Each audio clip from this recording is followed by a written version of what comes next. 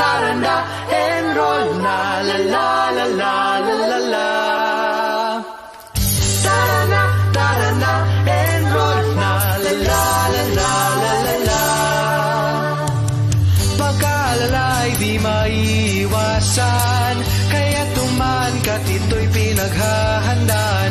Handang bawat guro at paaralan, magsulong ng edukasyong may kaligtasan. Tayakin natin ang pag-asa ng bayan, lawang hinigil at magpatuloy lamang. Walang pandemya ang makakahadlang sa mga naaral na gustong matuto sa iba't ibang paraan. Ang kabataan ng siyang bukas, edukasyon ang siyang magliligtas mula sa takot at pangamba na dala nitong pandemya. Muling magkakaisa upang magkaroon ng pag-asa mula sa takot at pangamba na dala nitong pandemya. Muling magkakaisa upang magkaroon ng pag-asa. Sabay-sabay ahon at sama-sama magbalik eskwela. Tiyakin natin ang pag-asa ng bayan, na huwag tumigil at magpatuloy lamang. Walang pandemyang makakahadlang sa mag-aaral na gustong matuto sa iba't ibang paraan. Ang kabataan ng siyang bukas, edukasyon ang siyang magliligtas mula sa takot at pangamba na dala nitong pandemya. Muling magkakaisa upang magkaroon ng pag-asa mula sa takot at pangamba na dala nitong pandemya.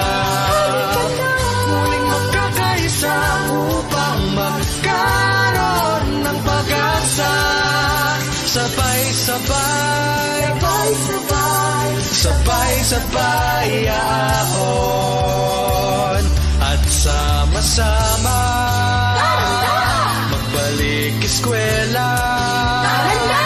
Magsama-sama magbalik eskwela. Magbalik eskwela.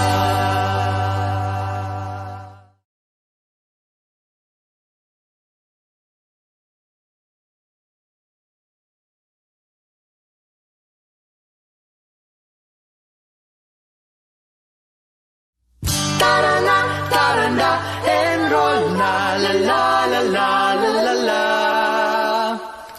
Tara na, enroll na, la la la la la la la. Pagkaalala'y di maiiwasan, kaya tuman ka't ito'y pinaghahandaan. Handang bawat guro at paaralan, magsulong ng edukasyong may kaligtasan. Tayakin natin ang pag-asa ng bayan, lawang hinigil at magpatuloy lamang. Walang pandemya ang makakahadlang sa mga naaral na gustong matuto sa iba't ibang paraan. Ang kabataan ng siyang bukas, edukasyon ang siyang magliligtas mula sa takot at pangamba na dala nitong pandemya. Muling magkakaisa upang magkaroon ng pag-asa mula sa takot at pangamba na dala nitong pandemya. Muling magkakaisa upang magkaroon ng pag-asa. Sabay-sabay.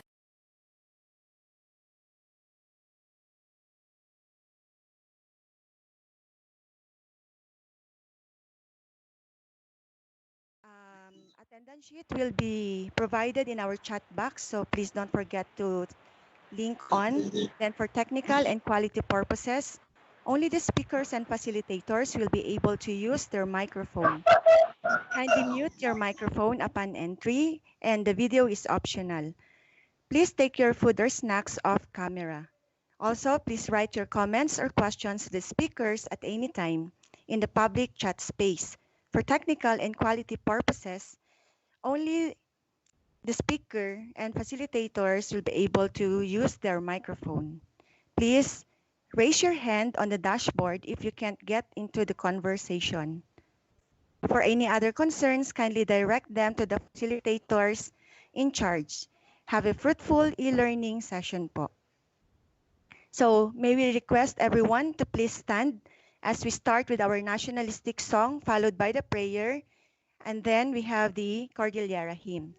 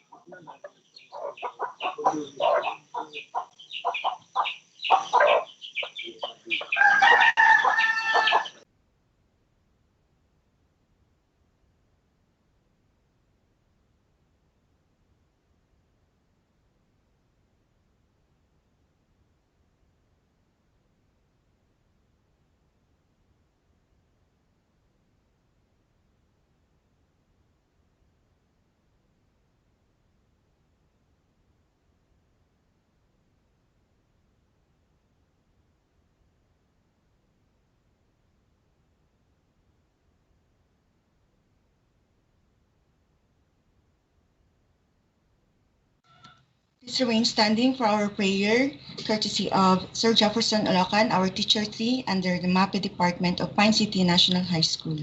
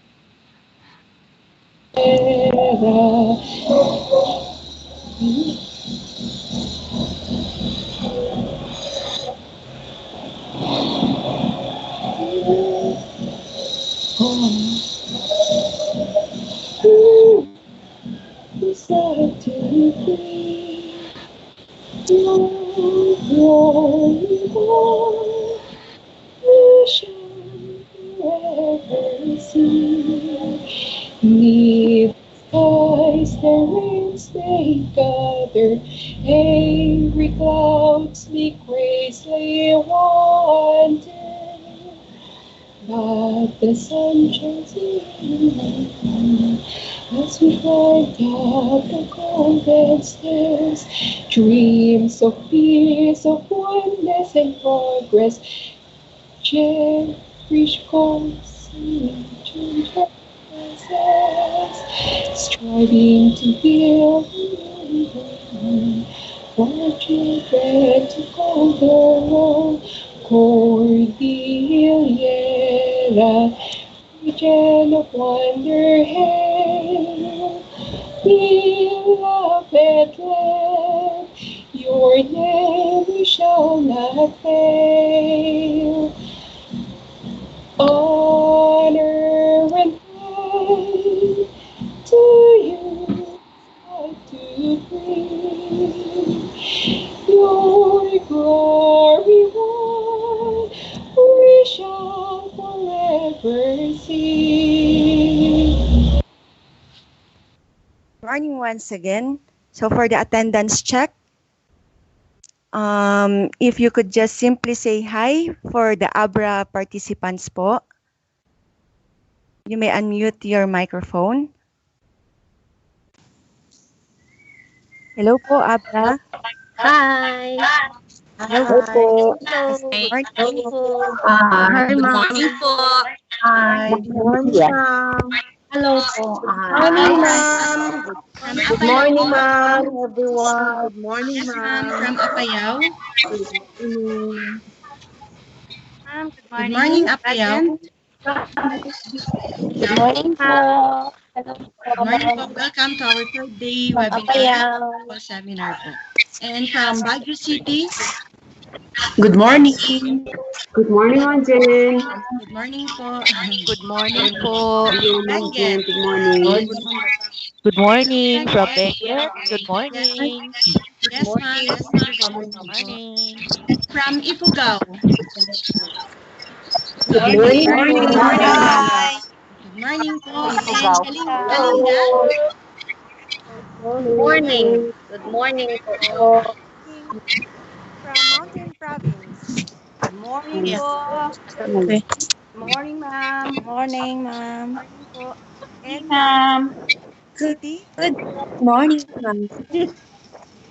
So we're all here and hoping that we're going to Good learn. morning po. Yes po. And let's learn again from our speakers. Good morning once again. This time, may I call Ma'am Miriam Gawai for the recap of our lesson, our activity yesterday. So, Ma'am Miriam, time for review na po. Thank you, ma'am. Good morning, ma'am. Kasi 4 days fellow workers of the government, so I was tasked to present to you the output that we have done yesterday. So we start with 4 days dito. Pangal daw ka road. salita. Yes po, Ma'am Miriam, Ma'am Gawai. The activities that we have done yesterday. For the first part, it is the presentation of the weekly home learning plan outputs by each division. So we started with Abra, Apayao, Baguio City, Benguet, Kalinga, Tabuk City, and humabol po ang Ifugao. May isang division po na hindi nag-present. So probably, kagaya po, nanininervyos. Okay? Now, Ma'am Ambrona, Ma'am Pigangay, Ma'am Dalayon, together with our Chief, Ma'am Maris, shared their observations, comments, and suggestions during the presentation of the said output. Now, these are the following. The first one, In making the modules, we must always identify the code. If no code, then we have to write no identified code. Second, in preparing the schedule, it is very important that we meet the minimum hours, which is 2 hours. Kasi nga kahapon, meron yatang masyadong napaaga yung nakaschedule na pang Saturday sana. The third one was, okay, we need to identify when to have the synchronous and asynchronous learning. I think this is pertaining to the presentation by the division of Benguet by Sir Tumpap. And the fourth one is, it is also good to give preliminaries, house rules, or classroom rules. And of course, putting in what you really plan for the lesson. And as much as possible, you always include your supplements if it is available. And do not forget that our plan is always MELCS-based. Hindi pwedeng mawala yung competencies. Number 8, always find out why the learner was not able to answer or accomplish the task given in the modules.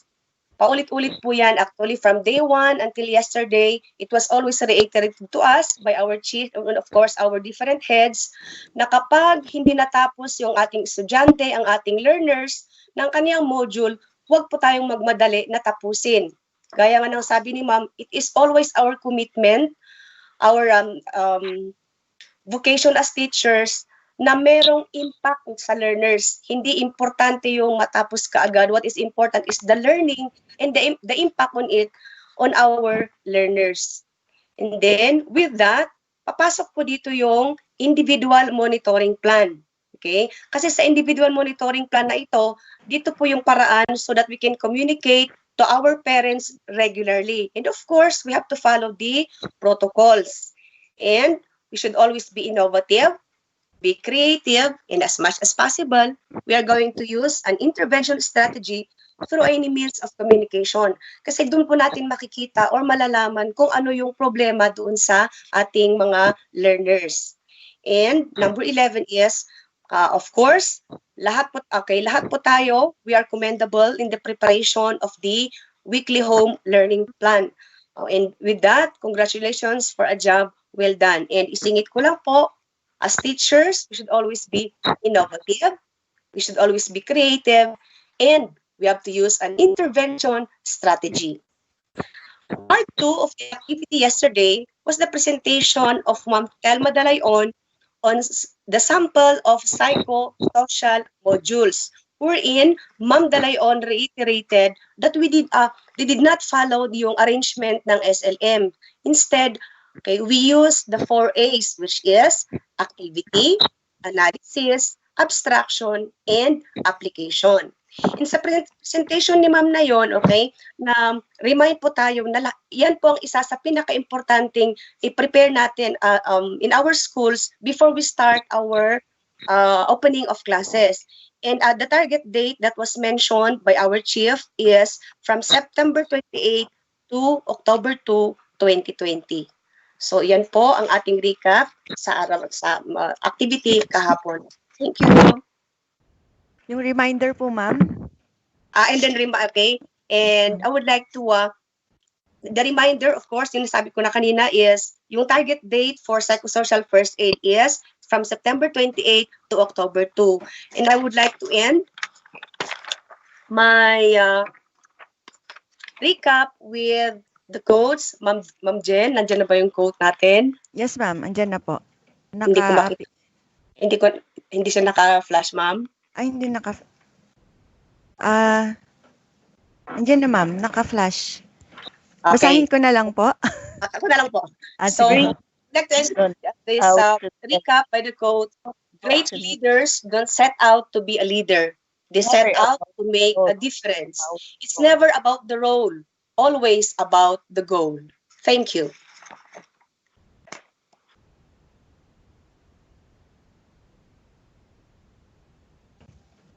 okay. Okay. So with that, we would like to say welcome to our third day. Then we will now give to our facilitators po to continue our different activities. Thank you, ma'am. Thank you so much, ma'am, for leading the MOL. Maraming salamat po sa inyong lahat who participated in the MOL SDO Baguio. Maraming salamat. And before we will start, aside from those quotations, parang normal lang ba na parang we are really in a face-to-face setting? Pampagood vibes din. And especially if you are with your companions, in the school or in the office, or maybe at home, let's sing po muna. I know you know this song, no? The song is, I will read the lyrics. Hello, hello, hello. Hello, how do you do? I'm glad to be with you, and you, and you, and you. Shalala la la la la la la la. Shalala la la la la la la la. Shalala la la la la la la la. Shalala la la la la la la la. I know you know this song, okay? Pero I will sing it first, and after that, all of us will sing before we'll start our first session. So the song goes this way. Hello, hello, hello, hello, how do you do?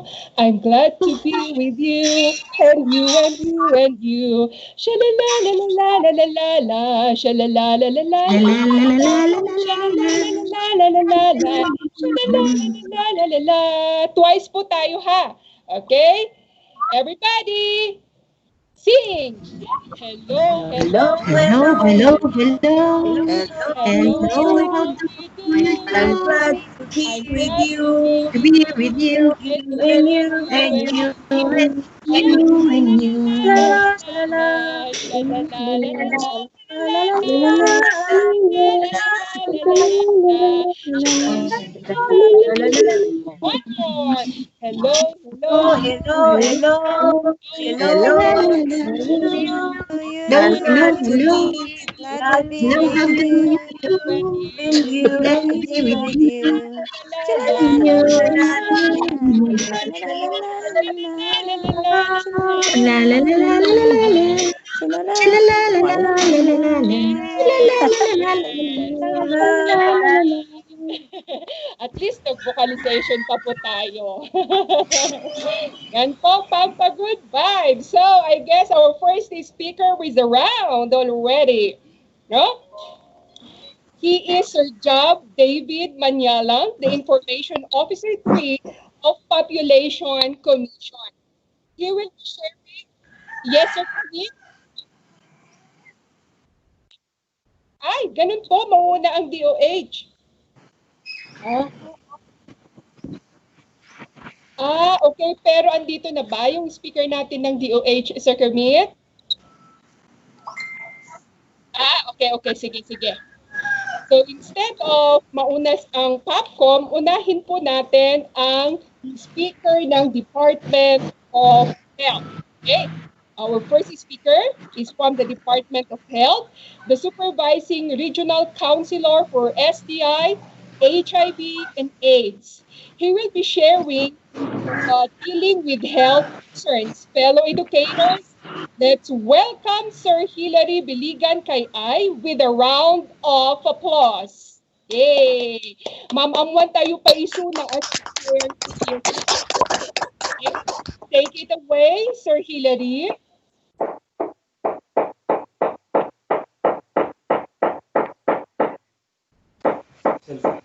Saan i-check ko din mo? In-send ko nga daily.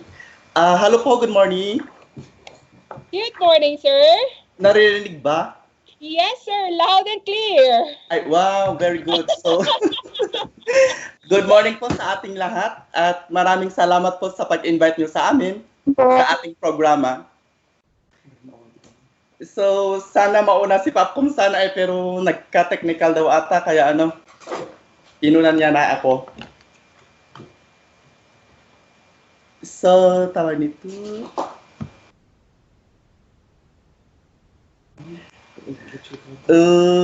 Ma'am, first time ko kasi mag-attend ng virtual ng VTC. So, paano po siya i-flash yung PowerPoint namin? Sir kitam diay ko, dati share screen ko na ngay dita on your right side. Ayun na sir, meron naman. Ay, meron na po. Naka-flash. Opo. Ay, sige po. Sir Kermit, it's may file ka? Okay, sige.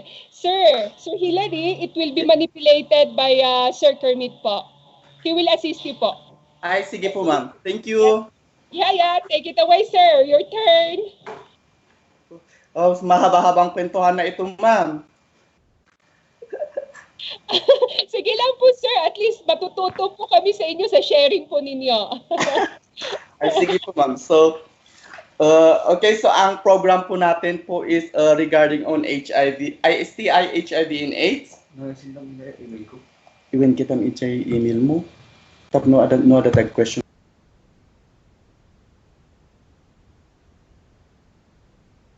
Try ko lang yung ano niya, yung assistance po. So yun yung back to our program is STI, HIV, and AIDS. Kasi mostly na nakukuhan po natin ngayon is tawag nito, mga senior high. Senior high ngayon po ang mostly na nadadiagnose natin regarding on this diseases. So at least nagpapasalamat kami sa inyo at pinayagan nyo kami mag-conduct ng lecture regarding on this topic. So to begin with, next one na lang po, slide. So sabi po dito sa ating slide po is HIV cases in the world. So the Philippines has registered the fastest growing HIV AIDS epidemic in the world in the past 7 years with a 174% increase in the number of new infection. So sabi ng WHO or the data natin is Pilipinas po ang mabilis dumami ang kanilang kaso. Iba po ang pagdami at yung nagpapadami. Pero Pilipinas po ang pinakamabilis na dumami ng ating cases. Next slide, please.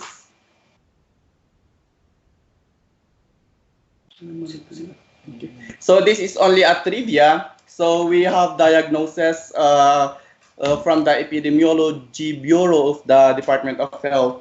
Number newly diagnosed with HIV per day, ito po ang per day natin na cases.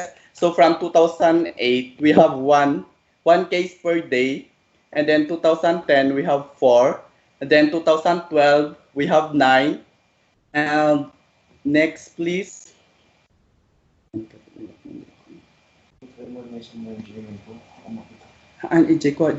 Email gaya. Oo. And then 2014, we have 17. 2016, we have 26. So 2017, we have 31. And 2019, we have 35. So 2019 is 35. Ilan kaya ngayong 2020 ang nadadiagnose per day sa kaso natin ng HIV? Next slide, please. Wrong. Bakit? Sorry, hindi po ito kwan. As of January 2020 to June, ang case po natin newly diagnosed per day is 31. Sorry, hindi po na-edit itong kwan natin yung slide. So that is 31 per day. Pero kwan lang pa yan first quarter. So it's how much more mag-move on to December or the end of this 2020. Ilan kaya ang kaso natin? Ito lang is January to June lang po siya. We have now 31 cases per day. And then next please.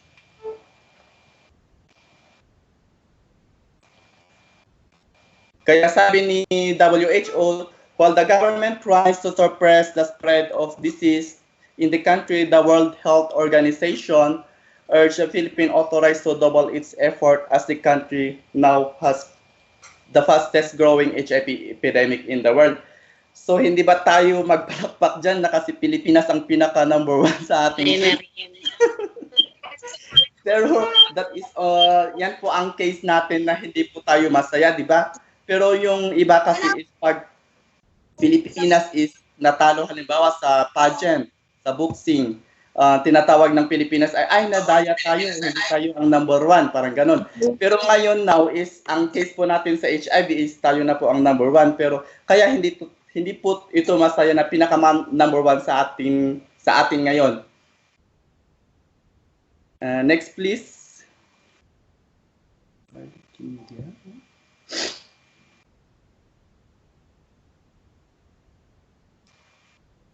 Okay, so dito po naman is ito po ang modes of transmission natin among children and adolescents.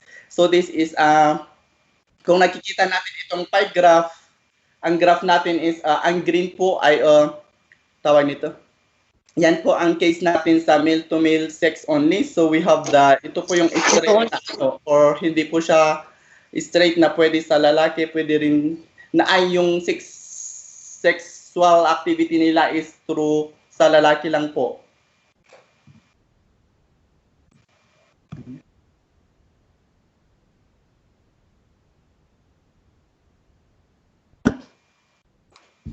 Yung ito po, yung isa po is we have the sex both males and females among males. So ito po ang tinatawag natin na bisexual. So hindi ngayon natin alam sa Cordillera, hindi ngayon natin alam kung sino ang bisexual at hindi. Kasi napapansin natin po dito sa ating region, kahit tawag nito, matikas ba or kahit lalaki siya pero ang gusto niya pa rin pala ay kapwa niya lalaki. At yun po ang mahirap nating i-diagnose kasi hindi nga sila masyadong paano natin sila i-convince para magpa-test po sa ating HIV test or sa screening. And we have the male to female sex. Yan po yung straight na babae, straight na lalaki ay may kaso din po tayo. And then we have the mother-to-child transmission. I-explain po natin mamaya. And then we have the sharing of needles, sharing of infected needles. Ito po ay yung mga nagda-drugs. Ito po yung sharing of infected needles or yung mga sa case natin sa mga hospitals kasi meron po naman yung parang accidentally lang po sila na natusok na ginamit ng PLHIV or people living with HIV. Halimbawa ay tinusukan sila ng kanilang mga gamot or mga other sharps is tapos na ikon po sa kanila. And then we have the blood to blood products or we have the blood donation or organ donation transfusion pero ngayon po is bihira na po ito kaya nasa 1% po siya. And then we have the no data. Ito po yung data natin na no data is 1%. Meron din po tayong no data. I-explain po natin yan mamaya. So next please.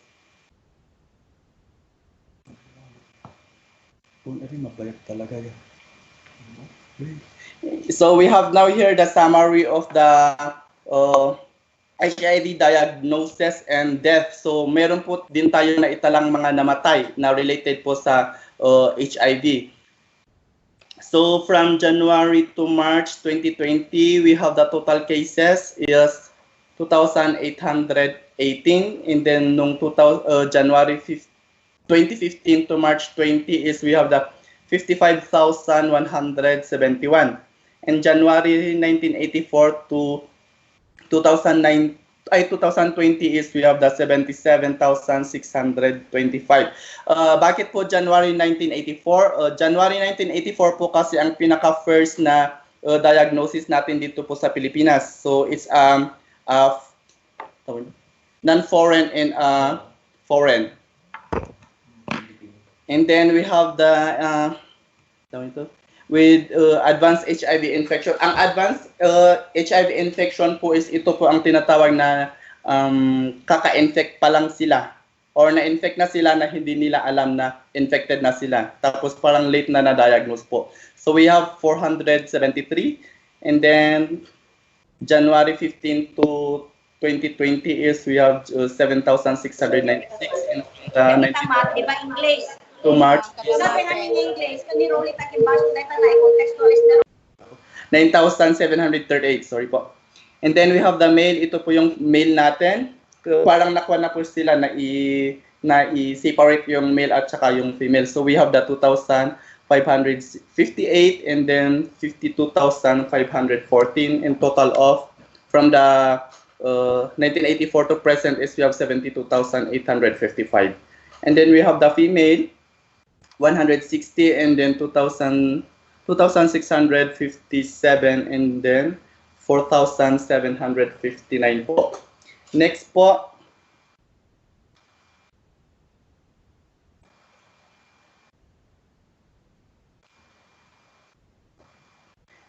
Sir, next slide po. Thank you. And then we have also here the ranges, age ranges. So we have from January 2020. Ngayon lang po ito, January to March 2020, ngayong quarter lang po siya. So we have the age range po natin is at the age of 1 to 78. So yung 1 po, yun na yung mga kwan natin. Tawag nito.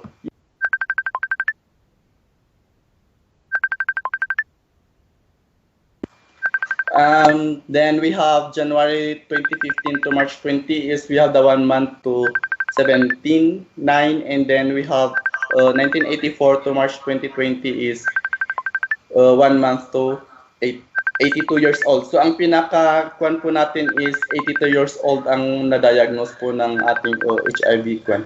So median ranges po is we have the 28. Lahat po yan is 28. And then we have the age group. And from baby to 15 years old is we have 10, and then 157, 227. And then 15 to 24, ito na po yung 15 to 24 is yung case po natin na yung mga adolescents na po. So we have 834, and then we have 16,458, and then we have 22,326. And then sa 25 to 34 years old, ito na po yung mga, at least may work na po sila, pero hindi nila tapos na sila ng kanilang pag-aaral, pero wala sila sigurong alam sa regarding sa mga kuha natin sa mga HIV, kaya yun, nahawaan din sila. So we have 1,359, and then 28,070, then we have the 39,357. At ito na po yung mga nagtatrabaho na po, o 35 to 49 years old. We have 516, and then 9,141, then 13,568. Then 50 years old and above also. Pati pala senior, meron na ding na itatalang kaso natin ng regarding sa HIV. So we have 99, and then we have the 1,345, and then 2,074. And then meron din pong mga pregnant po natin na cases. So we have the 35, and then 379, and then we have the 425. And then ito na po ang mga reported death. We have the 197. Ito po is case po natin ito ng Philippines. Philippines po siya. So we have the March 2015 to January 2015 to March 2020 is we have the 2,864, and then 3,925. Next slide po, sir.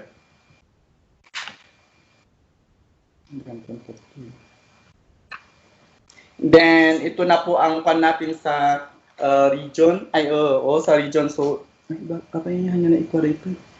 Hanya na sukat. Actually ito po is 2019, pero yung case natin yung 2020 is nakuan po siya. Hindi po ito na-update. Ang ARM is less than kuan na po.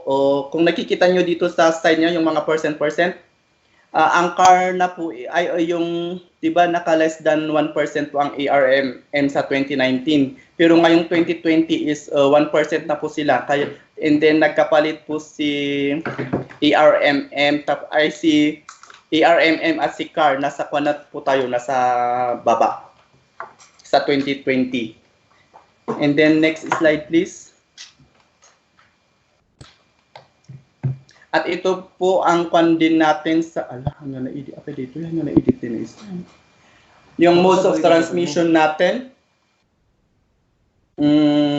Kung nakikita po natin dito is 2019, pero yung 2020 iba pala yung na-send, kaya hindi po yung pero parang konti lang naman yung kwan nila. Actually yung dito lang po naman tayo mag-i-explain yung modes of transmission natin. So first dyan po is kung magpapatest po kayo ng HIV testing or sa screening is may itatanong po kasi sa inyo, may fill up kayong form, tapos mostly na question kasi is ito po yung modes of transmission natin. So we have the sexual contact, blood-to-blood product, sharing of infected needles and needle stick injury, mother to child, and then we have the no data. At tanungin ko na lang po kayo kung na-try nyo pa bang nagpa-screen or nagpa-test sa buong buhay nyo po? Any ba kung may na-try na nagpa-kwan po? Nagpa-screen or nagpa-test?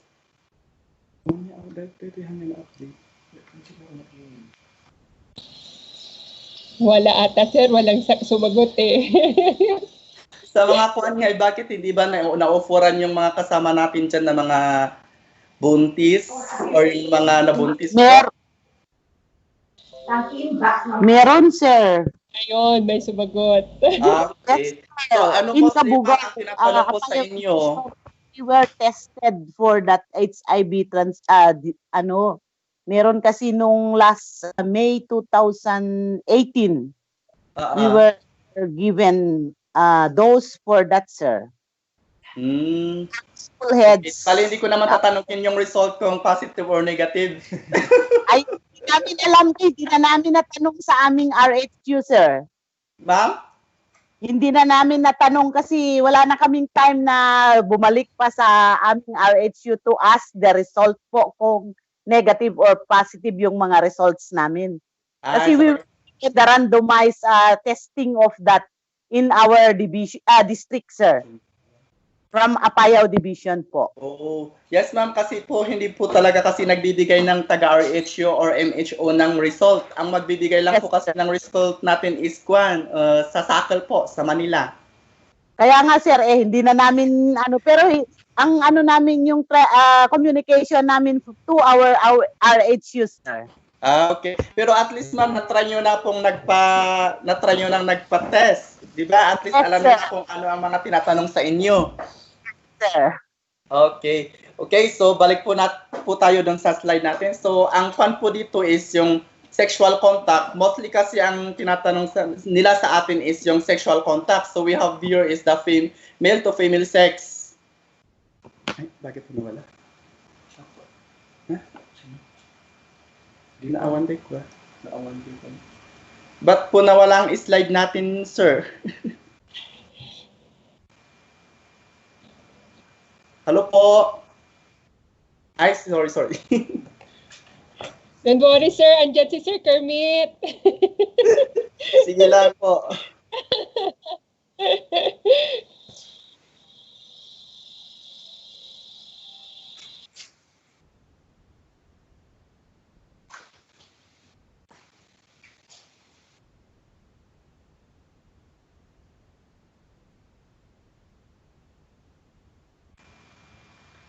Okay, so balik po tayo doon kanina. So, sa modes of transmission, yan po kasi ang ating first na question, yung sexual contact. So, we have the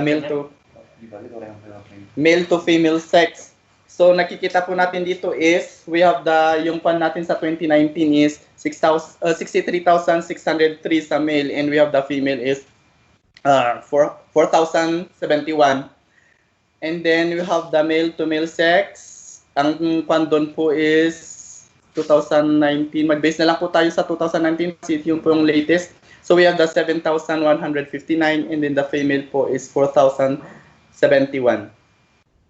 At ito po yung natin, yung sex with males and females. Ito yung sinasabi ko kanina nga, mahirap nga i-contact ang mga ito kasi yun nga sa Cordillera, hindi natin alam kung sino ang bisexual. Kasi syempre, karamihan po dito sa Baguio, kung papasyal kayo sa Baguio kasi, kung naglalakad ka sa Session Road, syempre kahit gwapo yan, hindi nyo alam is bisexual para siya. So, pwede siya sa lalaki, pwede sa babae. Kaya hindi na ito ang mahirap nating i-confirm sa kanila kung paano natin sila i-test. And then we have the blood-to-blood products. Yun po ang sinabi ko kanina is yung blood-to-blood products po is pwede pag yung pag yung dugo na isasalin po sa iyo is infected ng HIV, yun po ay maisasalin sa iyo yung kanyang HIV. Pero pag ikaw po ay nag-donate ng blood, hindi ka doon mahahawaan. Kaya parang misconception po na pag magdo-donate ka ng blood is mahawaan ka ng HIV. Mali po yun. So, kung ikaw lang po ang receiver ng blood, doon ka mahahawaan. Pero kung ikaw ang mag-donate, hindi ka po mahahawaan. So, we have the sharing of infected needles. Sharing of infected needles, ito yung sinasabi ko kanina na sa mga drug users. So, pag sa Baguio po is we have the night market. Ang study din doon sa Cebu is meron din silang drug market. Parang 'di ba sa Baguio po is night market is doon din ganun. Tapos may kwan sila na parang it's just a cubicle. Tapos may butas lang siya. Tapos ang gagawin nila doon is kung ikaw na po ay drug resistant or your drug addict, 'di ba? Ang gagawin doon is sa kanilang stall is butas lang. Ipapasok mo lang yung kamay mo with the payment, tutusukan kanila. Pero pag ikaw na ay drug resistant, hindi mo na alam kung ang tinusok sa iyo is it's either a drug or malay natin baka Clorox or Lysol, parang ganun. Kaya kasi pag ikaw ay drug resistant, hindi mo na alam kung anong tinutusok sa iyo. Doon ka po pwedeng mahawaan ng drugs kasi minsan po is hindi nila pinapalitan yung injection na ginagamit.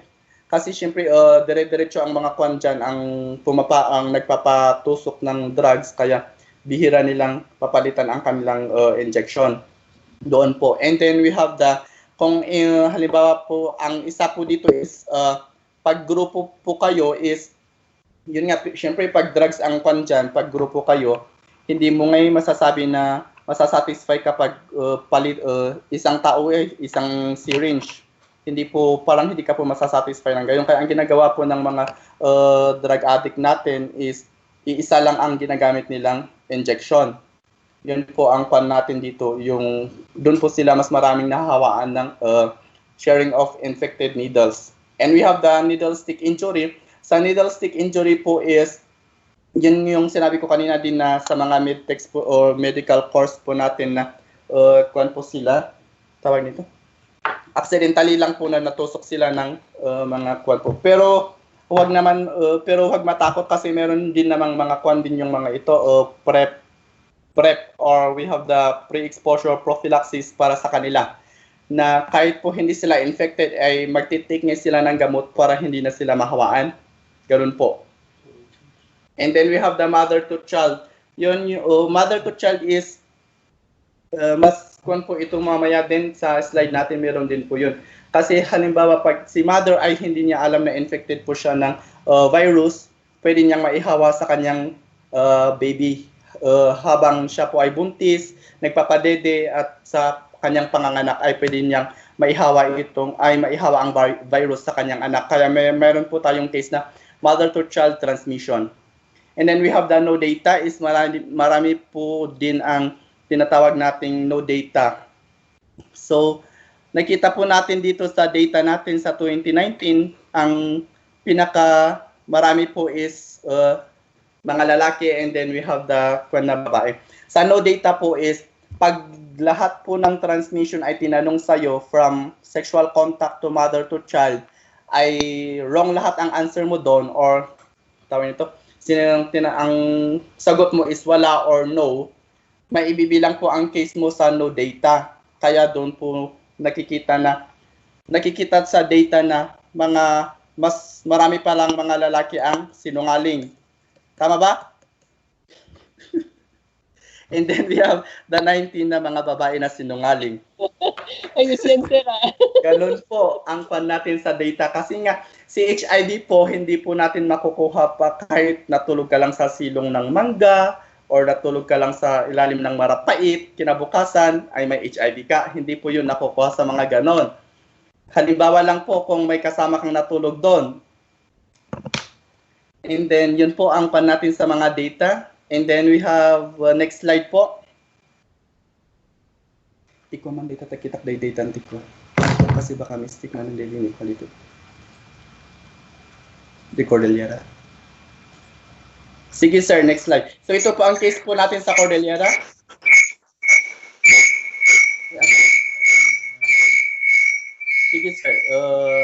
mo lang po. So we have now the cases in the Cordillera. So tingnan natin po ang case natin sa Cordillera.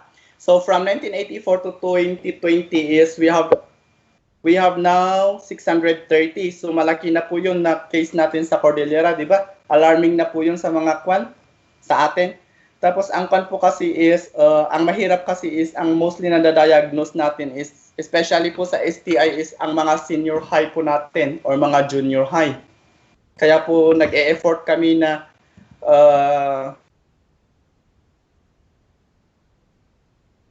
so tulungan na lang po kami sa ganitong advocacy. Kaya kung huwag kayong magulat kung pupunta kami sa school nyo na magkakandak ng ganito. And then tingnan po natin ang data. So we have the female 1984 to present. As of now, January to March 2020 is wala po tayong italang case sa Cordillera ng sa mga babae. And then we have 1984 to present is we have now 50. And we have male, January to March 2020 is dakal dito, first one lang dito, first quarter. We have now 29. How much more hanggang December? December, baka marami pa. And then we have 1984 to present is we have 580 and the total of 630 po. Next slide, sir.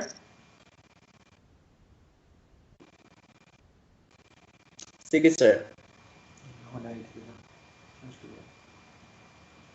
Yan po. Okay, so ito naman po is ang kwan natin po, yung age group. So, from infant to 15 is wala po tayong case from January to March. And then 1984 to present is may 6 na po. So, may mga, tingnan natin, di ba, kawawang mga bata piman ngayon na nahawaan na sila ng virus, na wala silang kamuang-muang sa mundo, may virus na po sila. And then we have 15 to 24 years old. Ito na po yung pan natin. Kaya kung pumupunta kami sa mga school magkandak ng advocacy, ito yung inaano namin sa kanila na 15 years old to 24 is, di ba, high school lang mga yun. Ito ngayon tinatawag namin na kung sa March 20, sa January to March 20 is may 11 case na po tayo. Dakol unday to. And then we have 1984 to present is 172. Kaya ang tinatanong namin sa school, kung pupunta kami sa mga school na magkakandak ng lecture or ng advocacy natin sa HIV is, tinatanong namin sila kung ano ang purpose nilang pagpunta sa school. Tapos ang sabi nila is matuto daw or matapos ang pag-aaral. Pero naman pag tingnan mo sa ilalim ng upuan habang nagkakandak ka ng lecture, naka-holding hands damat. Kada niya kay kastatayo jayta. Iso ako namin timan nga no ti purpose yung mapan ti school, IT school kat ti pulse lang ti panag-eskwela or to have a good future, dapat talagang mag-focus sana sa kanilang pag-aaral.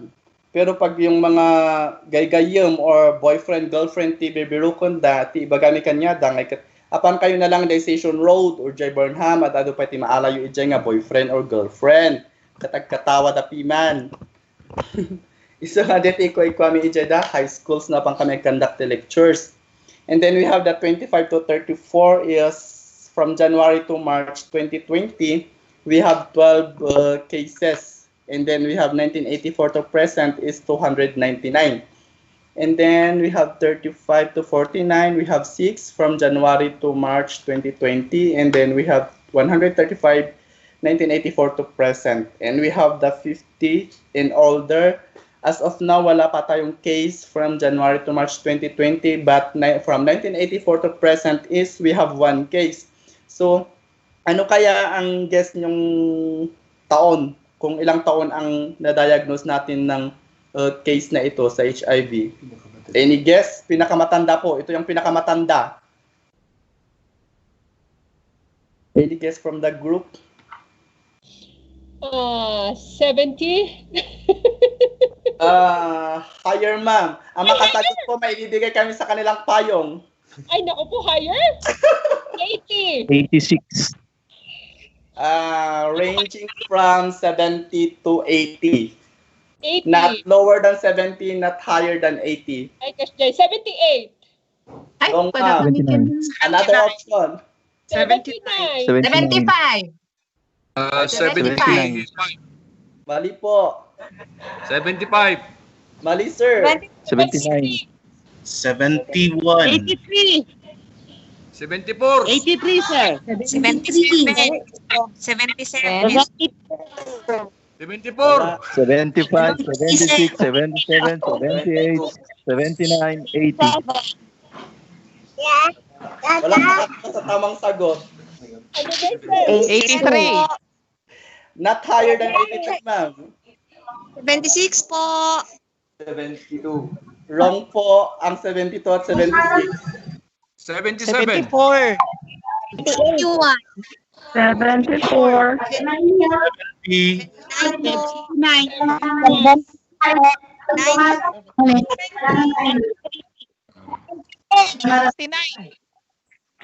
79. Meron ba?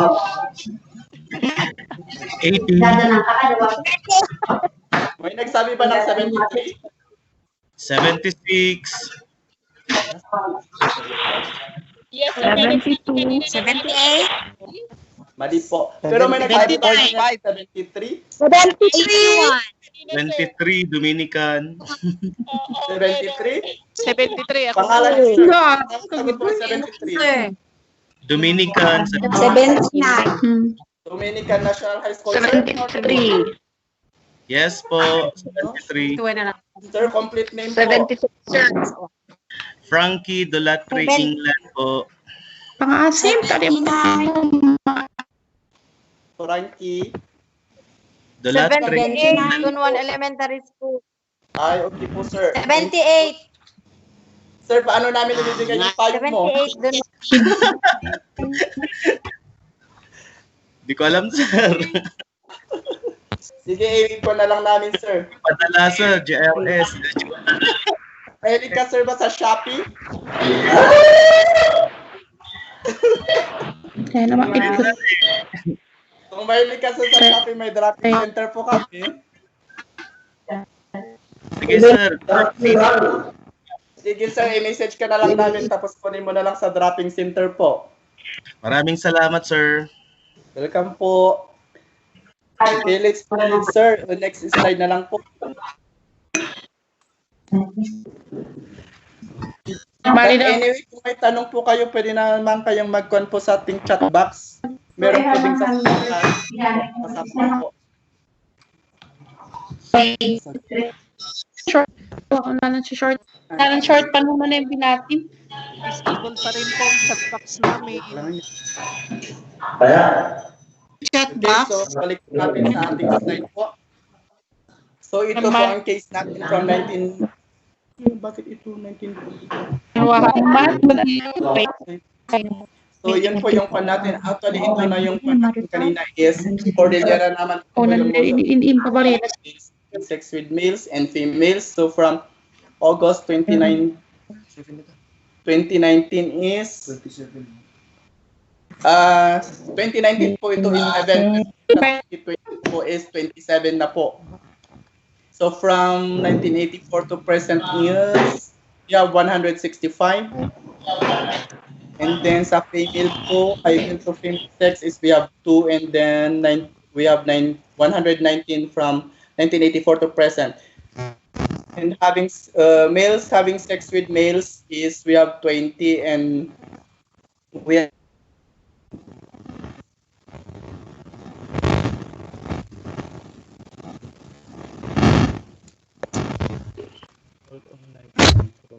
and then po natin na ang magbe-base tayo sa having sex with males is ito lang ay hindi lang po yung mga kwan natin, yung mga tinatawag nating gays or mga bakla. Kasi pwede naman yung kahit tunay na siyang lalaki na basta nakipag-sex po siya sa mga kapwa lalaki is maibibilang po siya sa data na males having sex with males. Kaya hindi po, huwag po nating ikwan na sa mga bakla lang po ang MSM na tinatawag namin. Kasi pwede namang binayaran siya or siya po ang nagbayad siya or siya ang binayaran. Parang ganun po yung kwan natin. Ang case po doon. So we have mother to child is may 6 po and we have the blood transfusion is 1 and then we have the unknown is 630. Yun po ang tinatawag nating sinungaling na kanina na 6 po sa Cordillera. Next slide na lang po, sir. 9:30 And then meron din po tayong naitalang mga deaths. So we have 33. 2020. Sa death. Yan po ang case natin. Pero sila po ay hindi po sila namatay regarding sa HIV or AIDS. Namatay po sila sa related infection. So sa updated po natin na 2020 is from January to December 2029 may dalawa. Ay 2019 is may dalawa po. And then so sa total po is 35 po ang pan natin sa January 1984 to present. Yes, ma'am daw ay po. Nag-wave po si Ma'am Miriam. May question ba? Sige lang, sir. Just continue. We will have the open forum after your discussion po. Ay, okay po. Sige po. So, next slide na lang, Garud, sir. So, ito na po ang kwan natin by province. So, from Abra, from January, ito is from January to March lang po ito, So, we have from January to March 2020 is 6 na po ang naikwan sa kanila. May naidagdag na 6. So, ang total nila is 74. Ang kwan lang po natin may bibigay na data po is by kwan lang po siya, by province. Pero kung gusto nyong makuha ang province province per municipality, pwede po kayong magsulat sa amin para ibigay natin ang kwan nyo po for the confidentiality kasi at kung anong purpose nyo para kukunin nyo ang data. Kaya ito lang po ang maibibigay namin na data po sa inyo. Share natin. Pero kung gusto nyo, pwede na namin ibigay para makita nyo kung ang per municipality ng province. So we have Abra is we have 6 and then Apayao is 2 po. So from 1984 to present is 19. And then Baguio City we have 14 and then Benguet 3, Ifugao 1, Kalinga 3 and Mount Province 0, 29. So from 1984 to present we have all 630. Next slide, sir.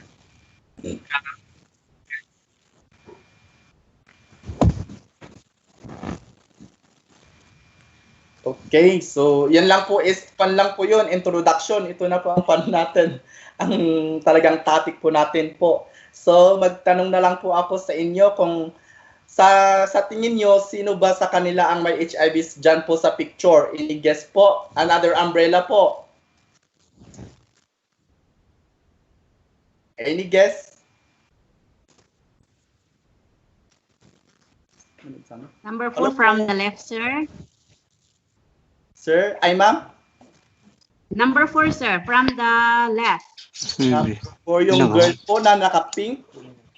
Yes, sir. Yes, sir. Gawa nga Rod. Bakit mo po Nakacheck ko lang ka, garaw na. The boy in blue shirt po. Wait lang po. Tanungin na lang po natin si ma'am kung bakit yung girl na naka-pink ang hula niya. Dahil ba may naka-pink? Hindi, sir. Hindi, sir. Parang ano, sir, parang yung pagmumukha niya parang ano siya. Parang parang tawag natin dito. Maliciously looking ba, ma'am? Parang flirty. Parang yung pagmumukha niya, sir, gustong-gusto ng mga kalalakihan eh. Ay, wow. Parang flirt. Okay. Sana all daw, ma'am. Sir, ako rin. Yung babae sa gilid. Another Sir. guess po. Sir, guess. Lahat po sila, sir. Saan po, sir? Ay, Hello, Hello. sir.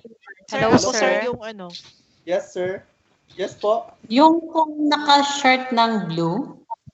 Naka-shirt ng blue po. Yes, sir. Kasi he looks haggard. Bakit po yung naka-shirt ng blue? He looks haggard, sir. Look haggard. Sir, yung naka-yellow. Ano pa po? Sir, Ang guess niyo po. sir, Lahat yung po sila, sir. naka-yellow. Lahat? Pwede po naman lahat sila. Yes, sir, lahat Bakit po nasabi niyo lahat po? Possibility po na lahat po sila, sir, ay may HIV. Masasabi lang po natin na walang HIV if they are negative. Okay, tama po si Sir. Kaya po ang iba, kaya dito po, pinapakita lang natin po ang pinaka-judgmental natin sa iba't ibang tao. Di ba? Kung may nakita po natin sa kanila is sinasabi, ay, siya po ang may HIV. Ikaw po ay isang judgmental. Sabi ko na bawal judgmental. Judge lang isang tao po. Pero ang sinabi po ni Sir kanina is pwedeng lahat sila ay may HIV at pwede lahat sila ay wala po. Kaya tingnan po na lang natin mamaya paano natin ma-judge makikita ang isang tao kung may HIV po siya or wala. Sige po sir, next slide na lang po.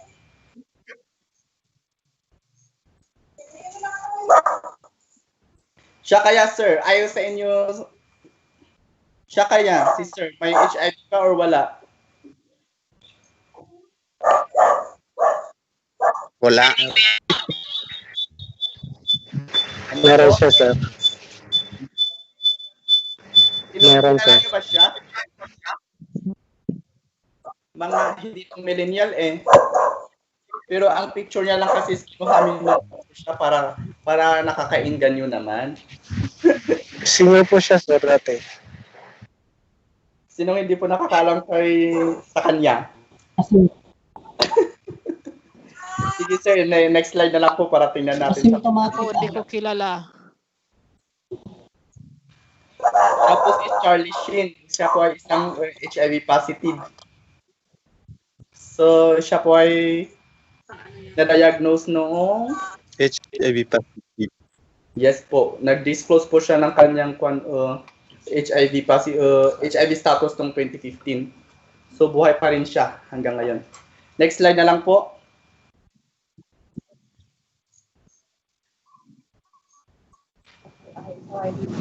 Siya kaya?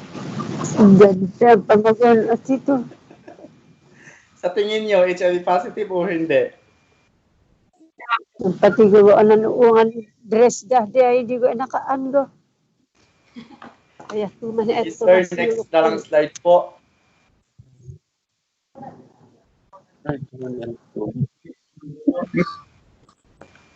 Okay, so si Redford White po ay hindi po siya namatay regarding sa HIV. Namatay po siya sa brain aneurysm po. Hindi po HIV ang dahilan kung siya ay namatay. Kung bakit siya namatay. Next slide na lang po.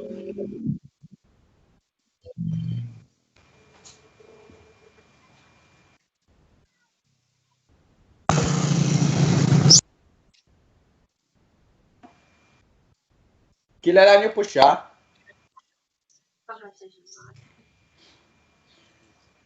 May HIV siya. Freddie Mercury. Oh, very good. Please naman. Sige po, next na lang po. Oo, siya po si Freddie Mercury. Namatay po siya na AIDS condition na po siya. Tatay ni Lady Gaga. Okay, next po. HIV positive. Next na lang po.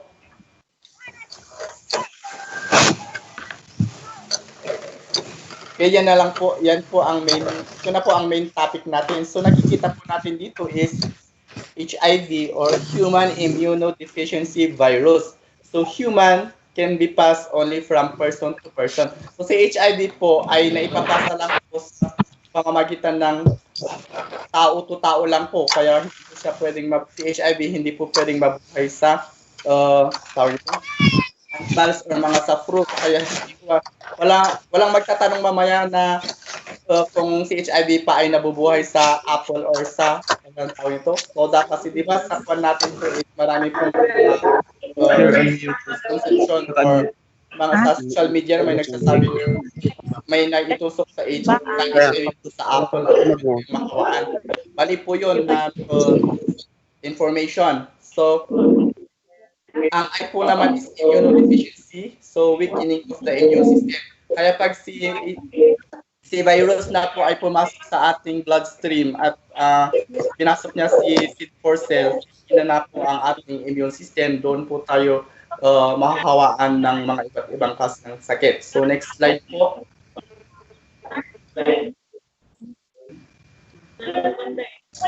May darin pa. So yun po, ang kwan po niya is 8 So 8 comes from upward po siya, and then we have the immunodeficiency syndrome. Yun po is yun na pag nasa late stage na po si HIV, magpo-fall down na po siya ng AIDS condition. Kaya ang tawag sa kanyang sakit po is AIDS condition. Pero pag HIV pa ang kanyang sakit is HIV infection. Mali ang kakahaka natin na lahat po ng tao na may HIV ay may AIDS. Mali ay Dalangan na to, nililya. Aga kami ako hindi ko. Tapos yung taong may AIDS ay lahat ng taong may AIDS ay may HIV. Yun po ang kanya po, ang explanation niya, kaya hindi po lahat ng taong may HIV ay may AIDS. Next na lang po, sir. Okay, so HIV versus AIDS. So si HIV po ay asymptomatic. Successful entry of HIV in the body. And then we have the AIDS is symptomatic. So pag symptomatic AIDS condition, the phase wherein the immune system is totally compromised in sign in symptoms of different infections. So pag ang isang tao na po ay infected po siya ng AIDS, lahat po ng iba't ibang klase ng sakit ay pwede niyang mahawa. Halimbawa, tuberculosis, cancer, hindi pa, leukemia, ganun ngayon na na po siya, madaling mahagap niya yung mga ganyong mga sakit. Tapos, lalo na ngayon ay may COVID, pag isang tao ay nasa AIDS condition na, makukuha na po siya ng COVID. Na madaling mahawaan ng COVID. Yun po ang pagkakaiba ni HIV at saka si AIDS po. Next slide na lang po.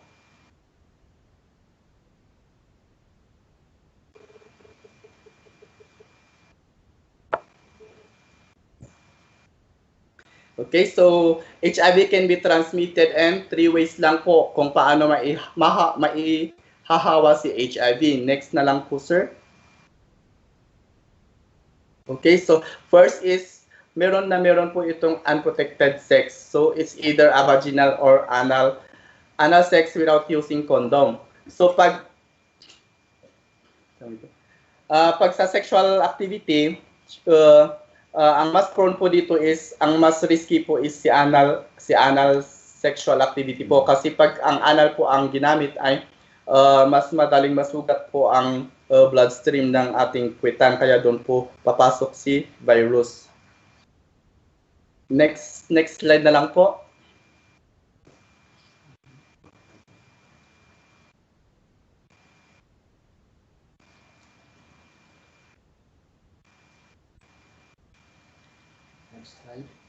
Sir, next slide na lang po. Sige, sir. Sige pa, sir. Sige, sir. Next. So, isang kwan po natin is we have the blood-to-blood products. Yun po yung sinabi ko kanina na pag ang blood po na isasalin sa iyo is infected ng HIV, doon po pwede kang mahawaan ng virus. At pwede pati yung organ na ita-transfer sa iyo, pag yung organ is infected ng virus, pwede rin maihawa sa iyo. And then we have the drugs related, pwede rin maihawa sa iyo. Tanong ko lang po, kasi dito po sa phone natin is tawag nito, syringe. Makakakuha ba tayo ng HIV virus sa pagtatato? Ano po yung kanyo? Makakakuha ba doon o hindi? Sir, possible po na yes. Sir, paano mo nasabi na possible yes? Minsan, sir, kasi yung mga nagtatato, kapag nawalan sila ng needles, same needle ang gagamitin nila to other person. Aha. Pero na-try nyo ba, sir, na nagpatato? Ay, hindi pa, sir. Napanood ko lang, sir, kung paano yung process. Okay. Kay ano kaya, kay Apuang Ud. Possible ba na makakukuha doon?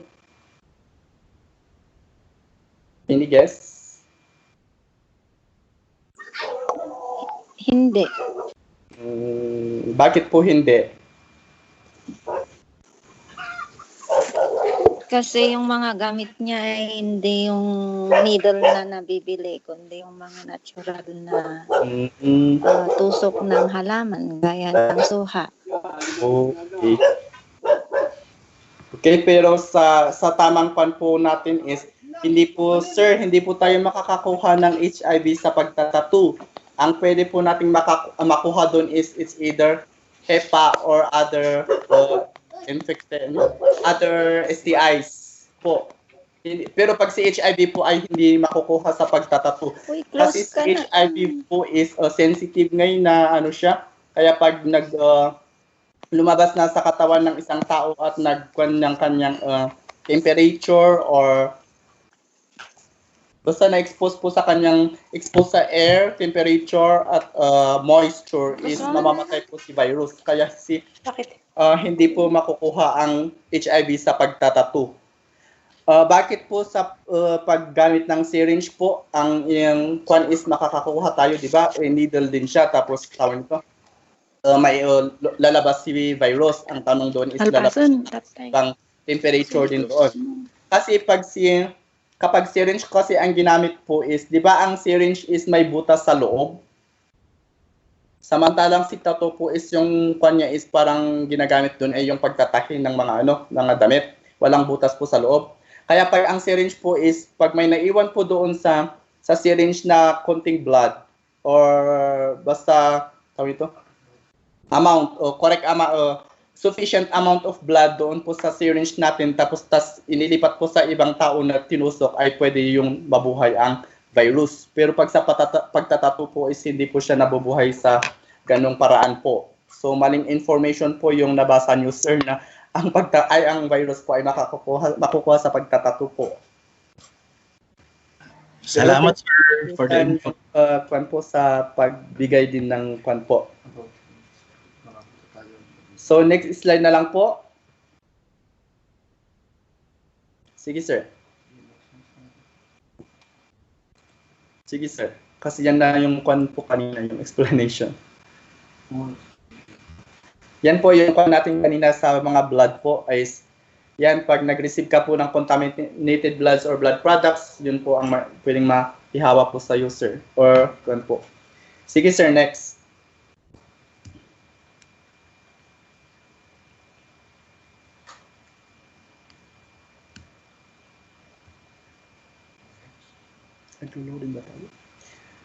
Okay, sir. So, ang third po na kuha natin is mother-to-child transmission. So, next slide na lang po, sir.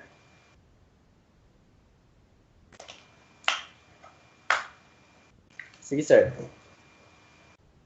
Sige pa.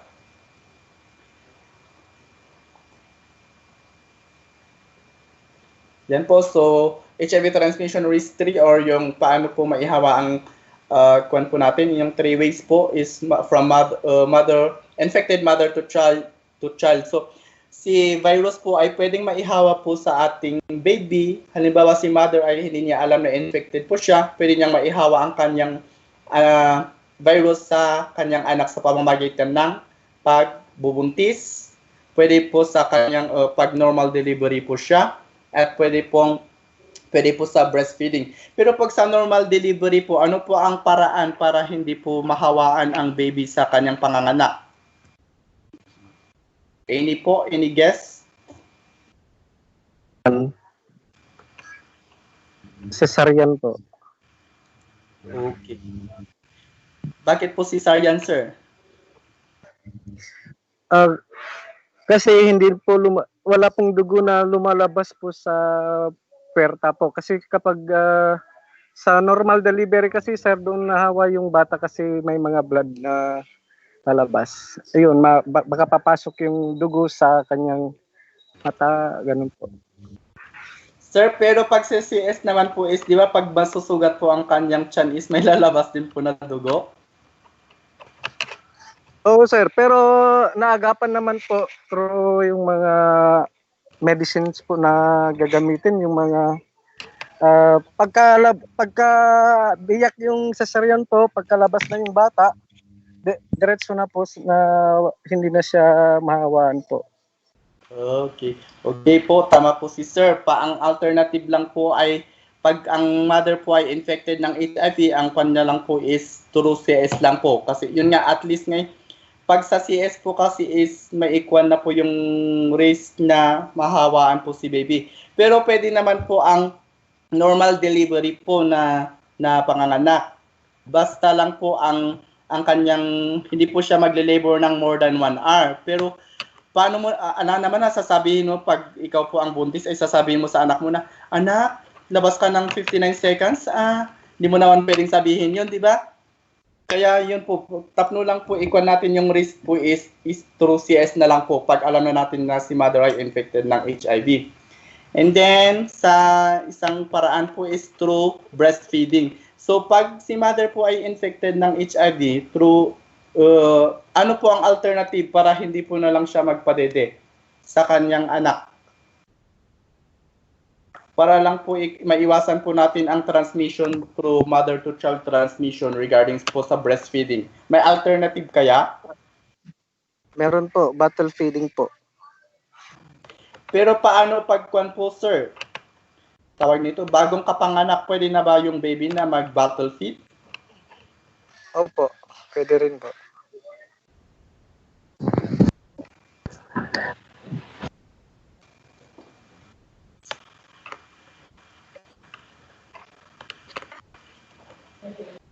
Another guess po.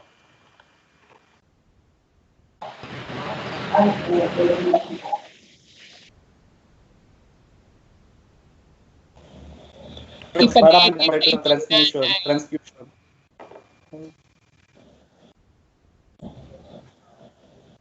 Pwede kaya ang tawag nito? Pwede kaya ang Sa tingin niyo pwede kaya ang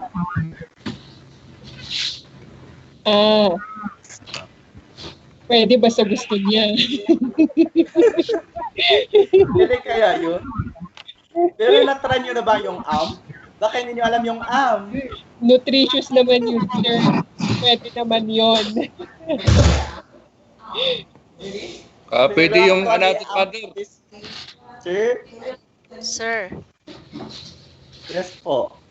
pwede po.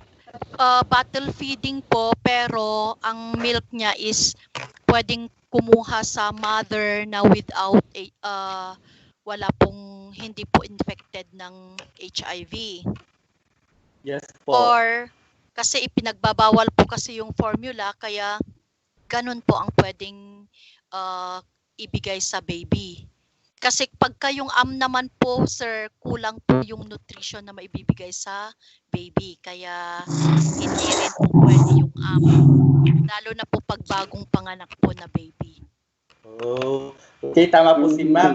Pero paano kaya natin malalaman na pag ang gatas po ng another nursing mother is free from HIV?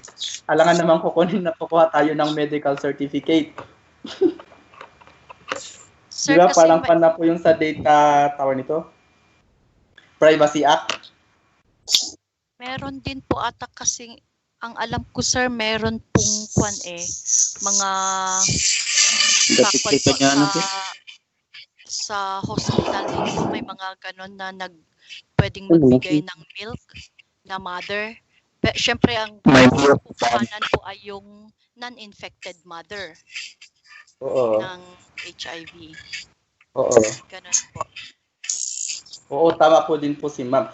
Pero halimbawa yun nga ang pan po natin is pag risky lang kasi is halimbawa si mother tapos mag-isa niyang nanganak sa kanilang barangay tapos si other barangay po yung kwan niya. Ano kaya ang alternative niya kung wala siyang makukunan ng gatas ng ina? Sir, siguro formula na lang po. Ano kung walang formula, ma'am? Maghanap po ng ibang mothers po sa barangay nila. is pwede po natin ko pakuluan po, di ba, ipump po natin yung milk. Yun lang po ang alternative na lang natin po kung wala ka tayong pagkukunan ng other milk. Ang kung gagawin na lang po is i-kuan po natin yung milk, tawag ito, i-pump, and then i-boil na lang po. Kasi pag na-boil na po yung milk, mamamatay na po yung virus. Kasi di ba sinabi ko kanina, sensitive si virus. Oh, okay. Yes. Kaya Yes, pwede sir. po yung ganon. At saka, at pwede rin naman yung, kung wala talaga tayong makukuha na milk, is pwede rin naman yung continuously breastfeeding po from kapanganak hanggang po sa 6 months old ang baby is pwede naman yung basta continuous po siya na breastfeeding walang alternative na formula. Kasi pag nagfo-formula po tayo is di ba doon nagagasgas ang pan ng bata kaya po siya nagtatae. At doon po papasok ang virus kaya pwede rin yung dire-diretso basta diretso po from birth to 6 months na breastfeeding po. Pwede rin yung ganun. Kung wala talagang pagkukunan ng mga alternative po. Sir, may tanong Yes po ako. Yes, ma'am. Would the nutritional value na pinakulong milk, hindi ba na mawawala or na nababawasan? Ay, okay. Okay, ma'am. Kahit po at least nabawasan po ang kwan natin, di ba, ang nutritious ng milk or ang nutrition niya is at least naman po is free naman po sa virus. At least hindi po siya maihawa. Di bali na lang po na mabawasan ang kanyang nutrition. Ang nutrient content, at least naman po free po sa HIV. Okay, so food na lang na kailangan talaga. Yes, po. Okay po. Thank you, sir. Next slide na lang po, sir.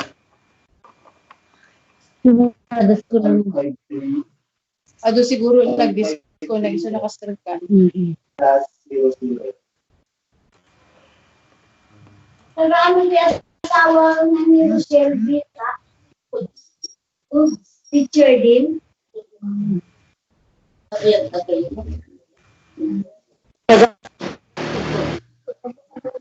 Next slide na lang, sir. Teacher din? Okay. So ito na lang po ang ating fluids na concentrated, highly concentrated po ng HIV. So yan po lang 4. Matanong ko lang po sa inyo, amin ba tayo Ilocano or makaawat ti Ilocano? When, sir? Yang ay garo ti Ilocano ti blood. Dara. Dara, sir. Dara. Dito tumangan anya ti kunara ti Dara. Nalabnaw ti Dara. Oh. Napalit ti Dara. Yang ay breast milk, anya Ilocano ti breast milk or anya ti awag yung ije breast milk. Tubog ti suso, sir. Tira dumangay anya awag da. Gatas tina. Oh. Dengay vaginal fluid, anya ti kuana di jay, Ilocano na di jay. Ay, sus, deta tinarigat hangko. Danom ti kukwa.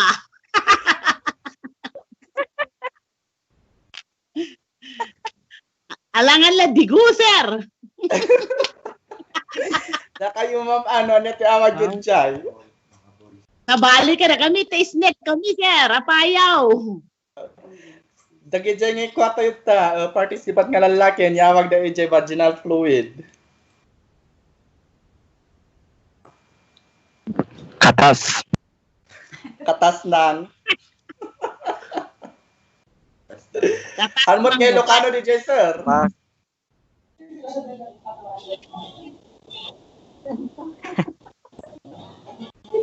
Danom ti pek-pek. When na duma. Dahil timber, dahil garod ngay kwa, seminal fluid. Anya garod ti seminal fluid. Kasit, sir. Sir, pipig sa am. Kasit. Kasit, sir. Kasit. Tira duma ngay. So lang nga iso, sir. Oh. Ni Mike. Pero Ano pa ka? naman kasi, di ba, sabi nito, seminal fluid is, seminal fluid po ay magkaiba sa sperm cell, di ba? So, ang tinatawag nating kisit po ay, yun po yung sperm cell. So, magkaiba po si seminal fluid sa sperm cell. Tama ba? Ano, garod, sir, yung seminal fluid sa lalaki. Assignment yun na lang data, ma'am.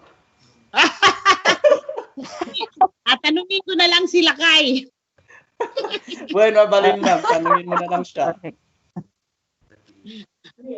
Kung hindi madama discussion. Banul dala pa Ilocano diyan. Kaya ako ay kadalud am. Tanungin ko na lang kay Ma'am Claire bukas kung sinong nakasagot sa seminal fluid. Ay, usap mo dapat Ilocano. Uwa.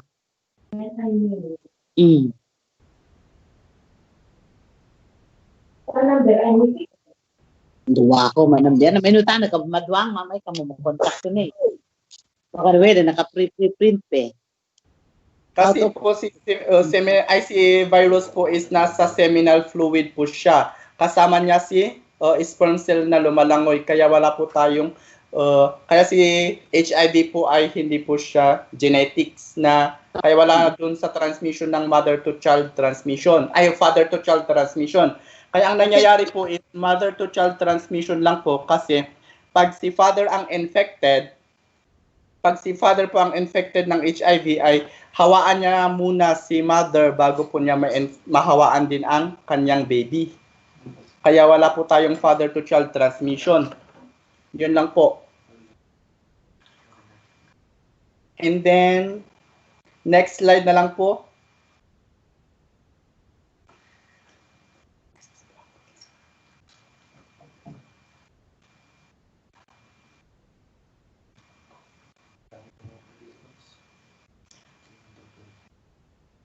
Sir, next slide po.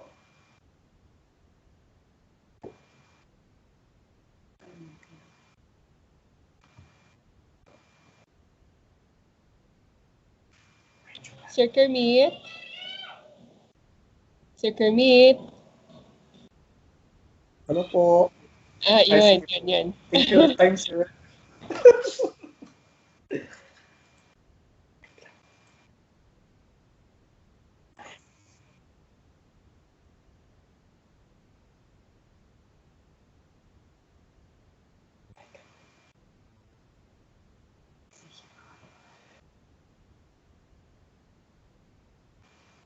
Okay po.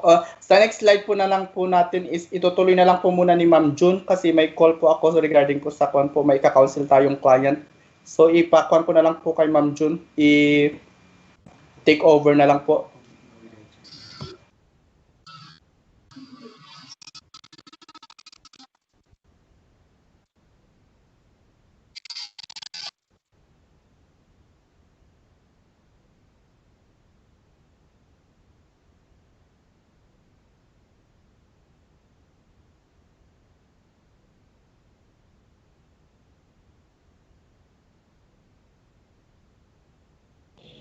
Ma'am June, nakamute po kayo. Ma'am June? Dito ako, pero nakakalingga lang ako. Okay?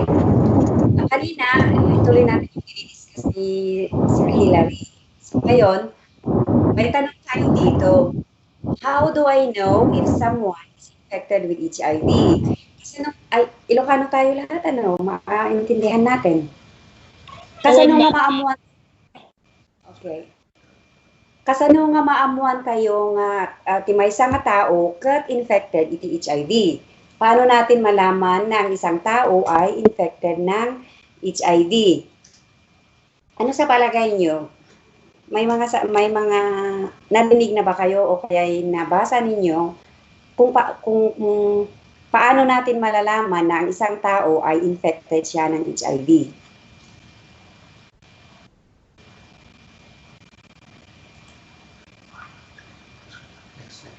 Next slide, sir. Ay, may ano kayo, mga ma'am, mga sir? May mga idea po kayo kung paano natin malalaman na ang isang tao ay may HIV? Madam, wala po. Kasi marami kasing mga marami kasi tayong mga misconceptions o kaya yung mga myths na nagkakalat na kung minsan ay na maiyaw-awan tayo ngay mang tayo dagi do mga misconceptions nga mabasa tayo nga ado ti mangibaga nga actually ti do mga school nga papapanan min de pakita nga ipakita ni Sir Hilary tatay nga picture iti group of teenagers no kunami kanyada nga sino kanyada ti adati amuyong nga HIV na. Ato ti mangibaga nga DJ na kayelo agsiputa gwapo apay kano nga apay gaputa nagwapo ada HIV na.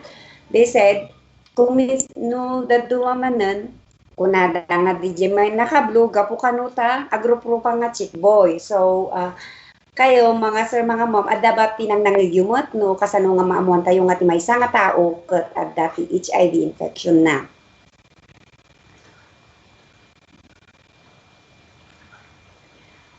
Paano natin malalaman na ang isang tao ay may HIV infection?